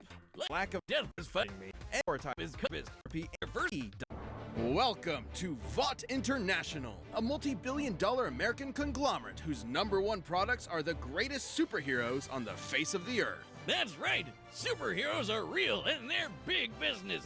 Imagine a company that possesses a monopoly on popular culture, pumping out movies, TV shows, action figures, and video games constantly, drowning the masses in a slurry of focus-tested nostalgia opium with no end in sight. Yeah, imagine. Within Vought's pantheon of gods among men is their premier super team, the Seven, and its leader, Homelander. He's got the looks, the charm, the Jesus, and most importantly, he's got the power to slaughter all of America's enemies at home and abroad. This guy probably eats freedom and shits eagles. But Homelander's squeaky clean corporate sheen is only skin deep. Far from the big blue Boy Scout he's marked. Real name, John, age 41, height 5'11", weight 165 pounds, species super abled human. Leader of the Seven and enjoys attention, fame, and milk, most specifically breast milk. As Homelander is probably the closest thing to Lucifer on Earth. Remember Bad Future Biff from Back to the Future? Now give him superpowers and media training. Vought's official story is that Homelander was an alien who landed here as a baby, a tale we're all familiar with. And one that's total bullshit. Homie was made in a lab with Vought's proprietary super soldier serum, Compound V. And he was a complete success. Too much of a success.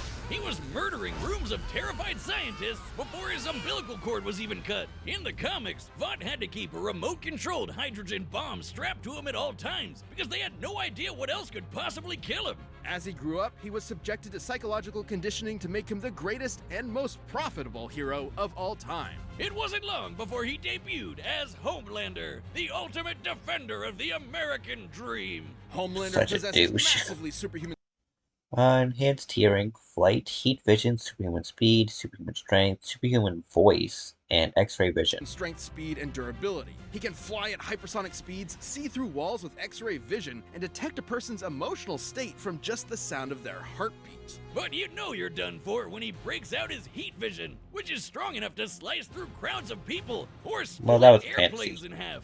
Or screams so loud that it shatters the eardrums of anyone around him. Those are innocent bystanders whose ears are exploding, by the way. Oh yeah, he totally botched this mission to stop plane hijacking, so he forced each and everyone on board to die in the resulting crash so they wouldn't reveal his incompetence. Well, Homelander's powers may be real, but his heroism is a charade. Though he plays his part well, he cares nothing for the peons he's forced to protect. The only thing he treasures is, ironically, his public image. Turns out being raised as a lab experiment doesn't create a healthy person. But don't worry, he eventually cleaned up his act and started a totally 100% healthy sexual relationship with a fellow superhero.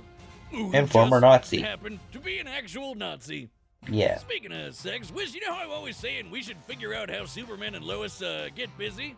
Well, forget that, because Homelander proved that they can't when his ejaculation blew his partner to smithereens. You didn't need to. Look, there's no way to sugarcoat. You did not need to show that. Load has much less mass than a shotgun pellet. It would have to be moving significantly faster to achieve the same kinetic energy, over 1,500 meters per second, or 4.5 times faster than sound. That's right, Homelander can bust a nut faster than the speed of sound. Well, good night, everybody. Ooh, kinda sucks for humanity that they made this dude the most powerful being on the planet and a psycho murderer. That's no exaggeration. Yeah. Stillwell even commented that Homelander has proven effortlessly threw a baseball into orbit. Hurled a. I feel like that's less impressive than throwing it around the Earth, but still impressive. Hurled a fighter jet with one hand. Escaped a C4 explosion mid-detonation. Can survive all known man-made weapons. Ruptured the ears of all passengers on an airliner with his voice. is stronger than Queen Maeve, has killed Professor Bonsai, Mr. Marathon, and the President. Wasn't Mr. Marathon an accident? Isn't that the guy he rammed through the plane with, well, he had him on him or whatever, and he killed him that way? I don't know. Immune to every weapon known to mankind, no matter how powerful. Humanity literally lacks the ability to kill him. That'd include nuclear weapons as powerful as the Tsar bomb, which exploded with the energy of 50 megatons of TNT. Actually, it could have exploded with twice that. But the Soviets who created it were afraid it would irreversibly alter Earth's biosphere and end the world. That's right, we all almost died. And that's the kind of shit Homelander can shrug off no problem. He's strong enough to throw a jet with one hand and fast enough to outspeed a C4 explosion. Despite being an emotionally stunted man-child, Homelander is still surprisingly cunning and able to manipulate those around him. Though it probably wasn't too smart to piss off the world's angriest limey, Billy Butcher. Yeah, turns out forcibly fathering a bastard son with someone else's wife is not a good idea. Of note, as unjustifiable as it is, to Homelander, this gave him something he never had before. Some small measure of control over his own life. Being born Vought's star pupil meant he was under their thumb from the day he was born. His superpowered son was the first thing that was truly his and might be his best option for a new beginning. Bro. Or not.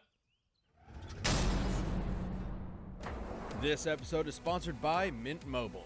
After years of finds, always a Get just fit sauce store. whole fan is Number it is a month. Mint Mobile. Right, the combatants are set. We've run the data through all possibilities. It's time for a death battle!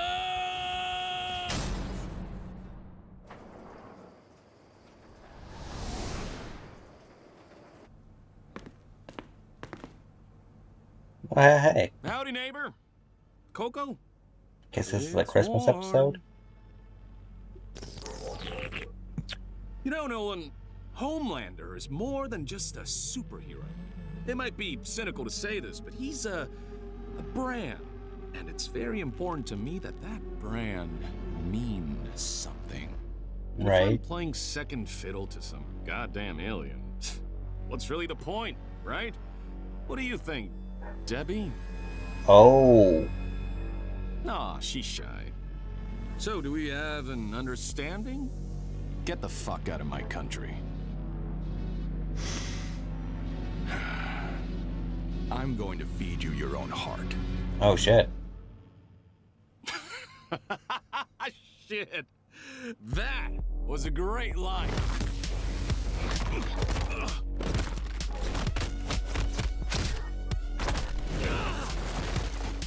Country? Fucking you up. Seriously? I'm not here for your country. You know, he's here for your planet.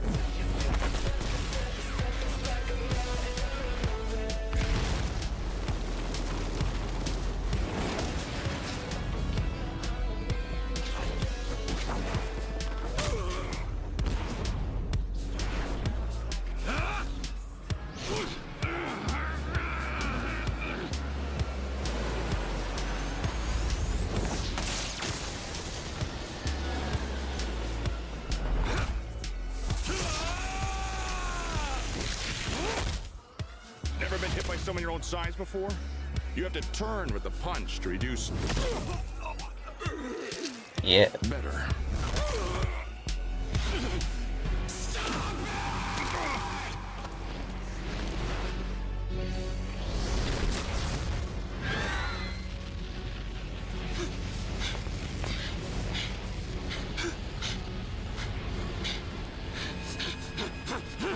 What's the matter? Are you going to cry?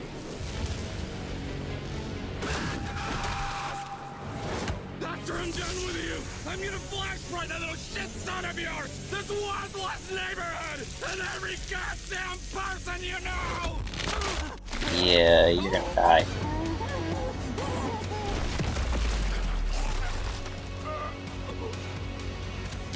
Remember what I promised you. Oh shit. Oh, oh. Now swallow. Oh, oh. Oh, damn. Merry Christmas. Holy fucking shit. If there's a god, it sure seems like he was working out some aggression there. Despite Homelander's dominance within the world. Alrighty, holy shit, bro. Omni-Man was 7.2 billion times faster, 60 billion times stronger, had a healing factor, and was superior flight ability. Meanwhile, Homelander could counter Omni-Man's flight by attacking his equilibrium, and he had slightly more abilities than Omni-Man, but he didn't really have a way of killing him. It was way less experience in fighting someone his own strength.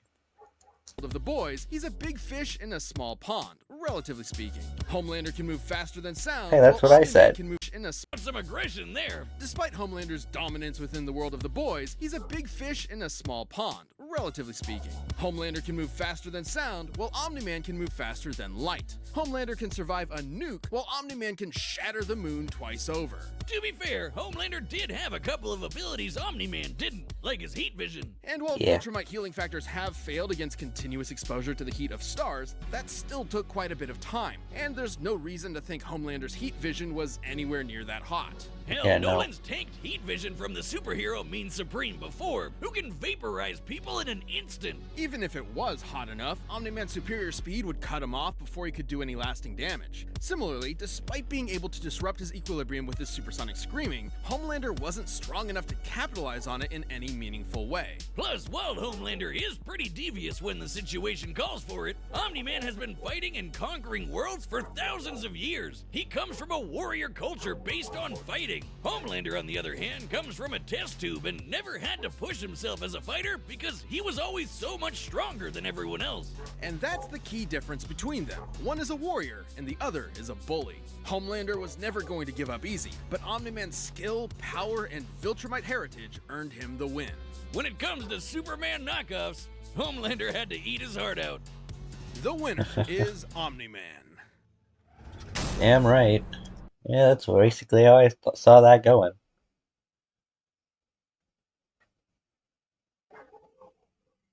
Alrighty, guys. We're gonna end this episode. Yeah, we got Magneto versus Tetsuo.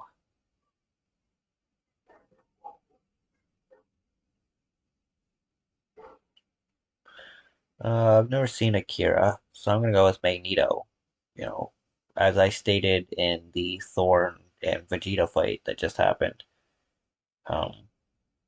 Comic books have been around for so long and have done such crazy shit that most people just can't keep up with them anymore. So, I feel like Magneto's probably got this. But I'll let Boomstick and Wiz explain why when they tell you about his feats and shit. Magneto, Marvel's mutant master of magnetism. Tetsuo Shima, Akira's telekinetic terror of Neo-Tokyo. These two maestros of kinesis have ignited revolution not just in their worlds, but also the very mediums they exist within. He's Wiz and I'm Boomstick. And it's our job to analyze their weapons, armor, and skills to find out who would win a death battle. In the short duration of modern civilization, likely no conflict tested humanity more than the Second World War. In the primary Marvel 616 universe, this fact is no different, especially to the Eisenhart family and their only son. You may know him as Magnus, Eric, or Max, but if you ask him, he'd say his true name is Magneto. As a Jewish child in Nazi Germany, Names: Max Eisenhart, Eric Lenscher, and Magnus. 6'2", 190 pounds, an Omega level mutant, which means he's capable of destroying the planet. Is leader of the Brotherhood of Evil Mutants, has led the X-Men, and I don't know if he led the Hellfire Club, but he's definitely been a part of the Hellfire Club. Dislikes discrimination, Nazis, and wooden guns. Fucking Reed Richards. Magneto's early life was, well, extremely traumatic. Even after eventually escaping certain death with his future wife, misfortune always followed wherever he went. Thanks to his unexpected mutation called the X gene, the mark of a superhuman. After settling down in Russia with his new family, the KGB quickly found out about this quirk, so they burned his house down with his own daughter inside. Naturally, yeah, he humans are snapped and killed them assholes. all. I don't blame him. I'd do that too. Too bad his wife didn't get it and ditched him though. But that's when Magneto that's made fair. a choice. Since humans hurt him his entire life, he'd do the same to them in the name of mutants everywhere. At first, Magneto turned to the telepathic powerhouse Charles Xavier and his fledgling team of heroes. But his new friend wasn't thrilled with the idea of, subjugating the human race. So Magneto formed his own team of mutants, the Brotherhood. Magneto can telekinetically move, bend, and Magnetus, flight, magnetic barriers, energy manipulation and absorption, biological manipulation, matter manipulation, extrasensory perception, gravity manipulation, telepathy, and mind resistance. I thought that was just because it was helmet. Astral projection and wormhole creation.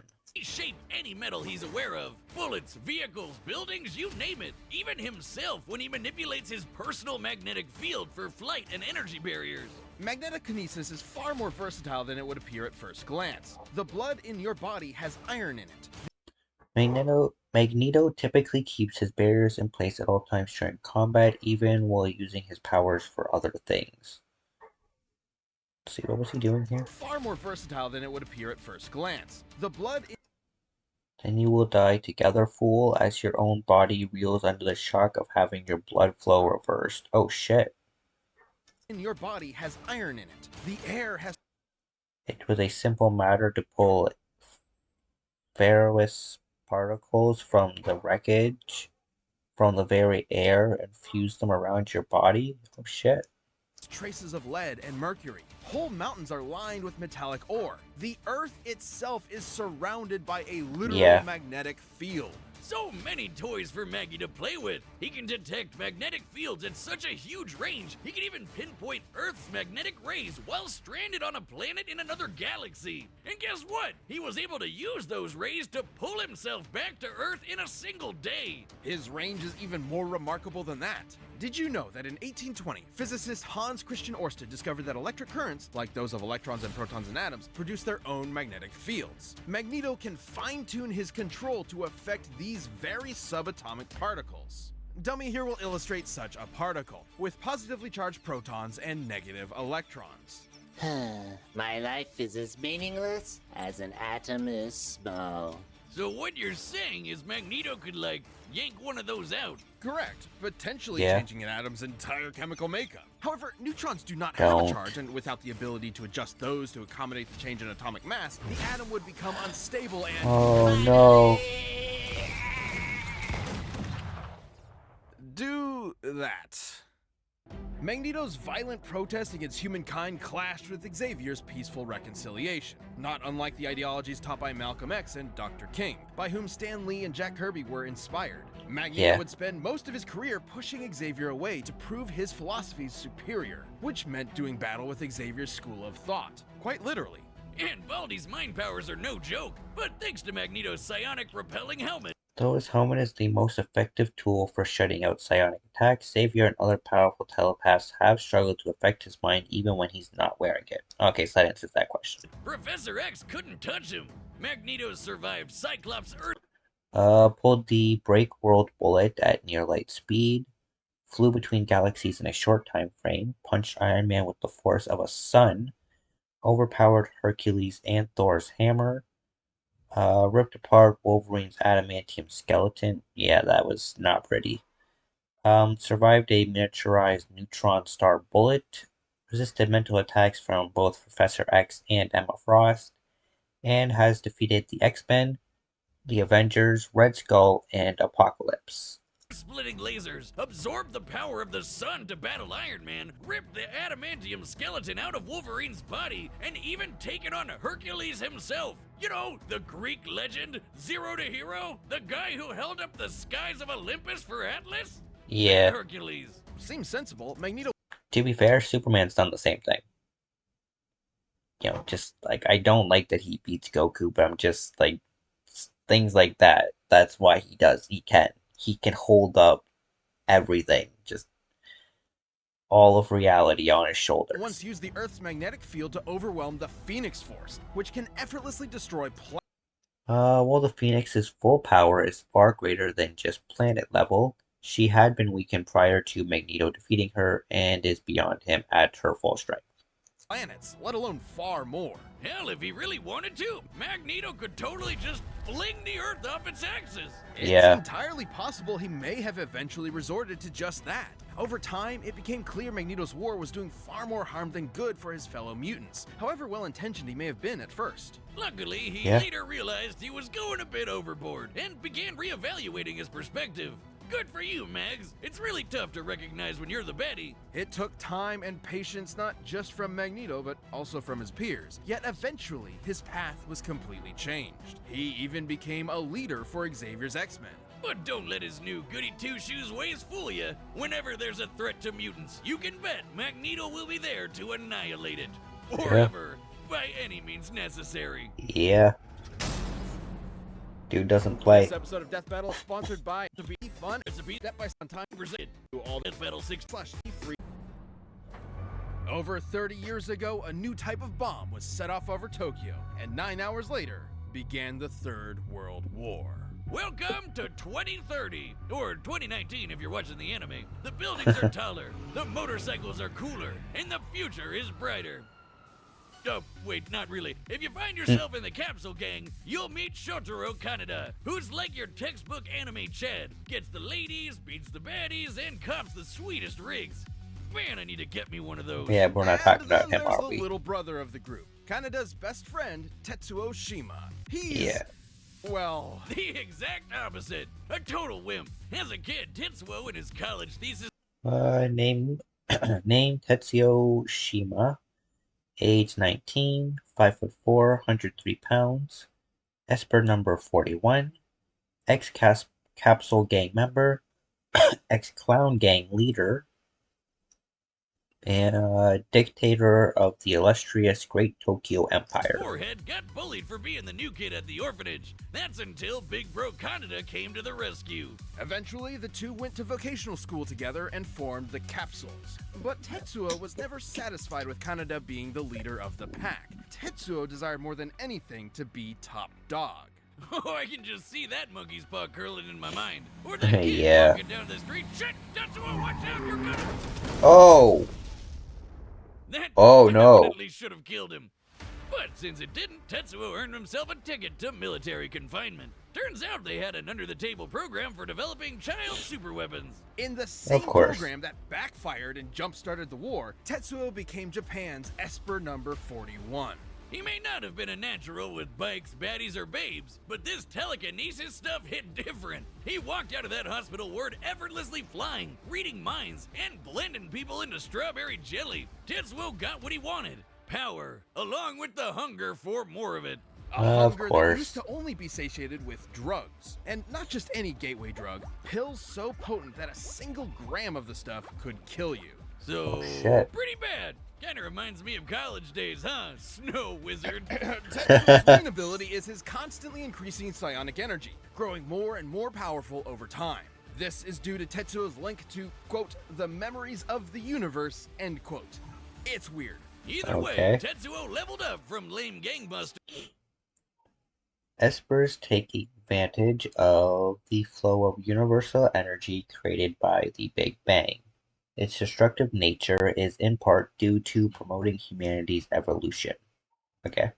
To certified badass. This guy is a walking natural disaster. His telekinesis can shake the planet, easily cause earthquakes over a dozen miles below the surface. He can Damn. summon psychic barriers for defense and crush foes with friggin' gravity wells. He can dart around as a literal bolt of lightning, or even teleport in an instant. Tetsuo's telekinesis can be so precise he can target and obliterate specific parts of the body. He can heal Oh, severe shit. wounds quickly, but He sounds pretty good, but he's still not gonna beat Magneto.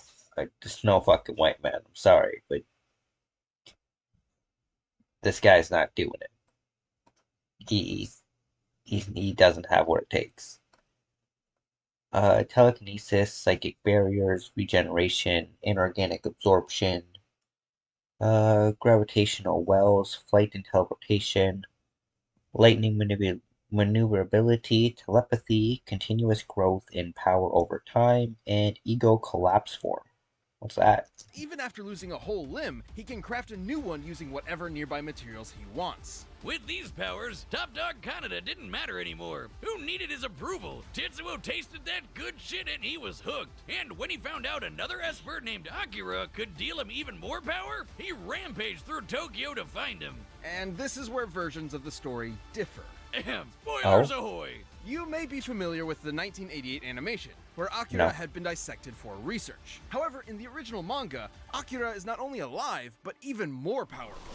Once that little run nuked Tokyo, Tetsuo would erect the Great Tokyo Empire with Akira and himself as its leaders. But he ended up just abusing the position for endless sex and inflating his ego. With Kaneda's rebellion at his front door, Tetsuo took a turn for the worse. He had to fight. Tetsuo's defeated other powerful Espers. Caused an 8.5 magnitude earthquake, obliterated a Sol satellite, cratered the moon, can destroy Earth 100 times over, dodged light-speed lasers, leaped to the moon faster than sight, survived multiple nuclear laser blasts, defeated Kai, Lady Mayako, and the U.S. Navy fleet. Dodged light-speed lasers and jumped to the moon faster than anyone could blink, and then punched a big old hole in it. And if you ask, Boomstick, wouldn't that mess up gravity on Earth? You would be right because it totally did. Oh, that's why. The planet, I guess. Stupid moon. Which brings us to Tetsuo's folly. His abuse of Given the small crater that Tetsuo left on the ground, he did not teleport to the moon. He must have traveled there in about 13 milliseconds, the average image processing speed for a human. Damn. His powers spiraled until he lost control. Unfortunately for Kaneda's rebellion, this did not make Tetsuo an easier enemy to confront. Exactly opposite, in fact, has Tetsuo painfully mutated into an unstoppable behemoth. Yep, that's not totally disturbing at all. Yeah, I'm happy to say the manga's version is even more disturbing. What the fuck? I know babies can be monsters, but that's a whole nother level. It is pain incarnate. I can relate. Another Esper described Tetsuo's struggle as ego death, which has multiple definitions, but in this case is likely symbolic of the version attributed to drug use. Yeah, it's described as a shedding of one's own identity, like how LSD can emulate a wild out-of-body experience, and you come back with a new perspective. Though this is maybe a little more extreme. In fact, you could say Tetsuo was shedding his human body to play with the powers of a god. I wish I could shed out of my body. But in this case, Tetsuo going full out-of-body meant becoming a mound of raw, ever-expanding energy. Which almost nuked Tokyo all over again. And those explosions are not normal. I would know. Top scientists in both the manga and animated versions describe these explosions as births of a new universe. Given its properties of nuclear fusion and proton collapse, Tetsuo's mutated form was likely creating a Big Bang. You know, the thing that started our whole universe? Right. In the manga, it instead ended the Espers and their abilities once and for all. A testament that humankind is unsuited to wield the powers of the divine. Though the anime's even more trippy. Thanks to Akira and his buddies, Tetsuo got so high on ego death, he ascended time-space to become god of a new universe. Kinda worked. Tetsuo attaining omniscience is not canon to the original manga and cannot be applied to an arbitrary level of power. Is it right? And yet, Kaneda kept his empire up in his honor, now as the Great Akira Empire. Ironically, in death, Tetsuo finally received the attention he so desperately craved. This episode of Death Battle is sponsored by $9 you can so Death Battle. Alright, the combatants are set. We've run the data through all possibilities. It's time for a death battle! Sorry, kid, but Magneto's about to murder your ass. Even in Japan, they fail to recognize our superiority. Yep. Wrong country, Grandpa! You're an Akira turf now! Dude, you don't even know who he is, and you just attacked him? Like, what the fuck? You're dead meat!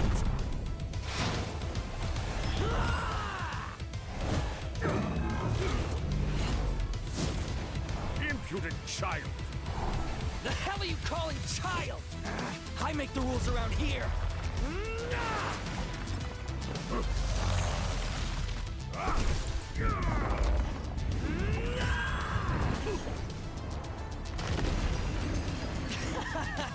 You're wasting my time. Gotcha, bitch. Parlor tricks for the master of magnetism.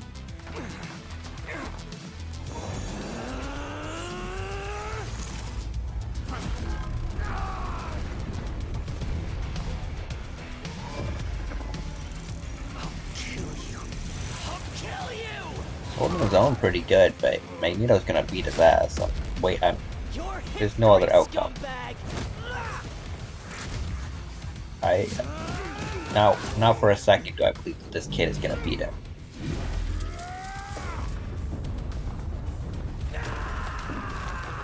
Did you just headbutt that building?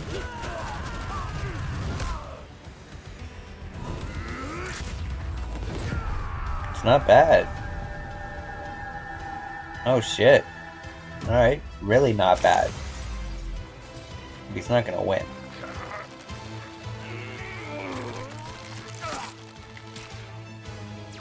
Come on, Magneto. There you go. Stop playing around. I believe I've had enough tantrums to last a lifetime.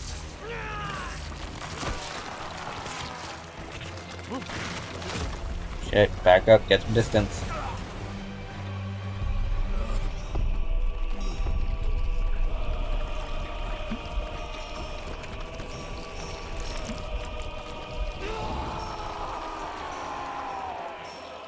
Listen, welcome. I'll handle this on my own.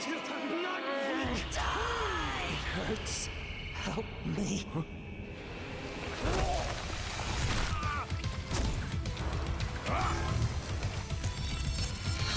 Oh shit.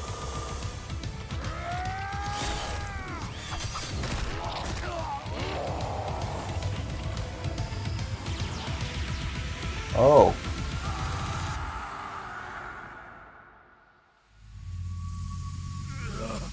Damn. Poor child.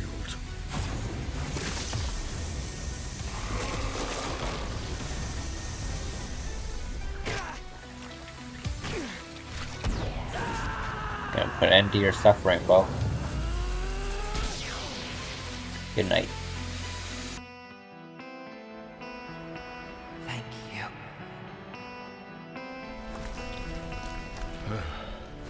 You are welcome.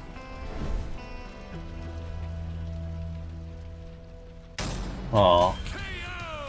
That's kind of sad. I'm never doing that again. Tetsuo's esoteric telekinesis and other... Magneto was stronger, faster, and tougher. His Mega Kinesis could counter Tetsuo's offense. His magnetic senses countered Tetsuo's mobility. He had less healing options, though. And Tetsuo could eventually grow more powerful than he was. Tetsuo, on the other hand, could kill Magneto without his shield. Telekinesis had a broader range of effects, though the application was much less versatile. Overexertion risked bodily harm, and he had way less combat experience and tactical experience. Bizarre abilities certainly gave Magneto pause, but the Master of Magnetism had greater control over his foe.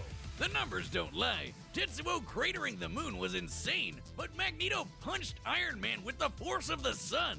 And while Tetsuo jumped all the way to the moon, Magneto could move across galaxies. Against Tetsuo in his human form, Magneto obviously held a sizable advantage in power and speed. But stats aren't all that matters. With his precise telekinesis, Tetsuo could just target Magneto's organs. GG, right? Yes, but Magneto had similar skills. There are very few substances on Earth that lack any metallic or magnetic component, and Magneto is very creative with his powers, which he could use to predict Tetsuo's teleportation and even shut down his telekinesis. And his scraps with Xavier prove he could handle Tetsuo's messing with his head. Given that Tetsuo was put out of commission after attempting to read Akira's mind, it is likely that with Magneto's greater array of abilities, the same would happen here. The biggest challenge for Magneto was when Tetsuo's gross mutated power came into play, especially given how the detonations from this form were compared to that of a Big Bang. Although the authenticity of that observation is questionable. In truth, the Big Bang was a sudden expansion of matter on a universal scale, whereas Tetsuo's explosions are more akin to nuclear blasts, clearly intentional given the post-war symbolism of the Akira story. The whole creating an alternate universe bit wasn't even part of the original material, so we can't exactly call it canon. But let's just say the comparison wasn't superfluous. Let's say Tetsuo did in fact cause a Big Bang capable of creating or destroying an entire universe, alternate or otherwise. Stats aren't all that matters. With his precise telekinesis, Tetsuo could just target Magneto's organs. Power came into play. Especially given how in his human form, Magneto obviously— I missed self here. Without his barriers, Tetsuo was easily powerful enough to kill Magneto. However, those barriers can withstand attacks from Thor and Hercules, who is far stronger than Tetsuo.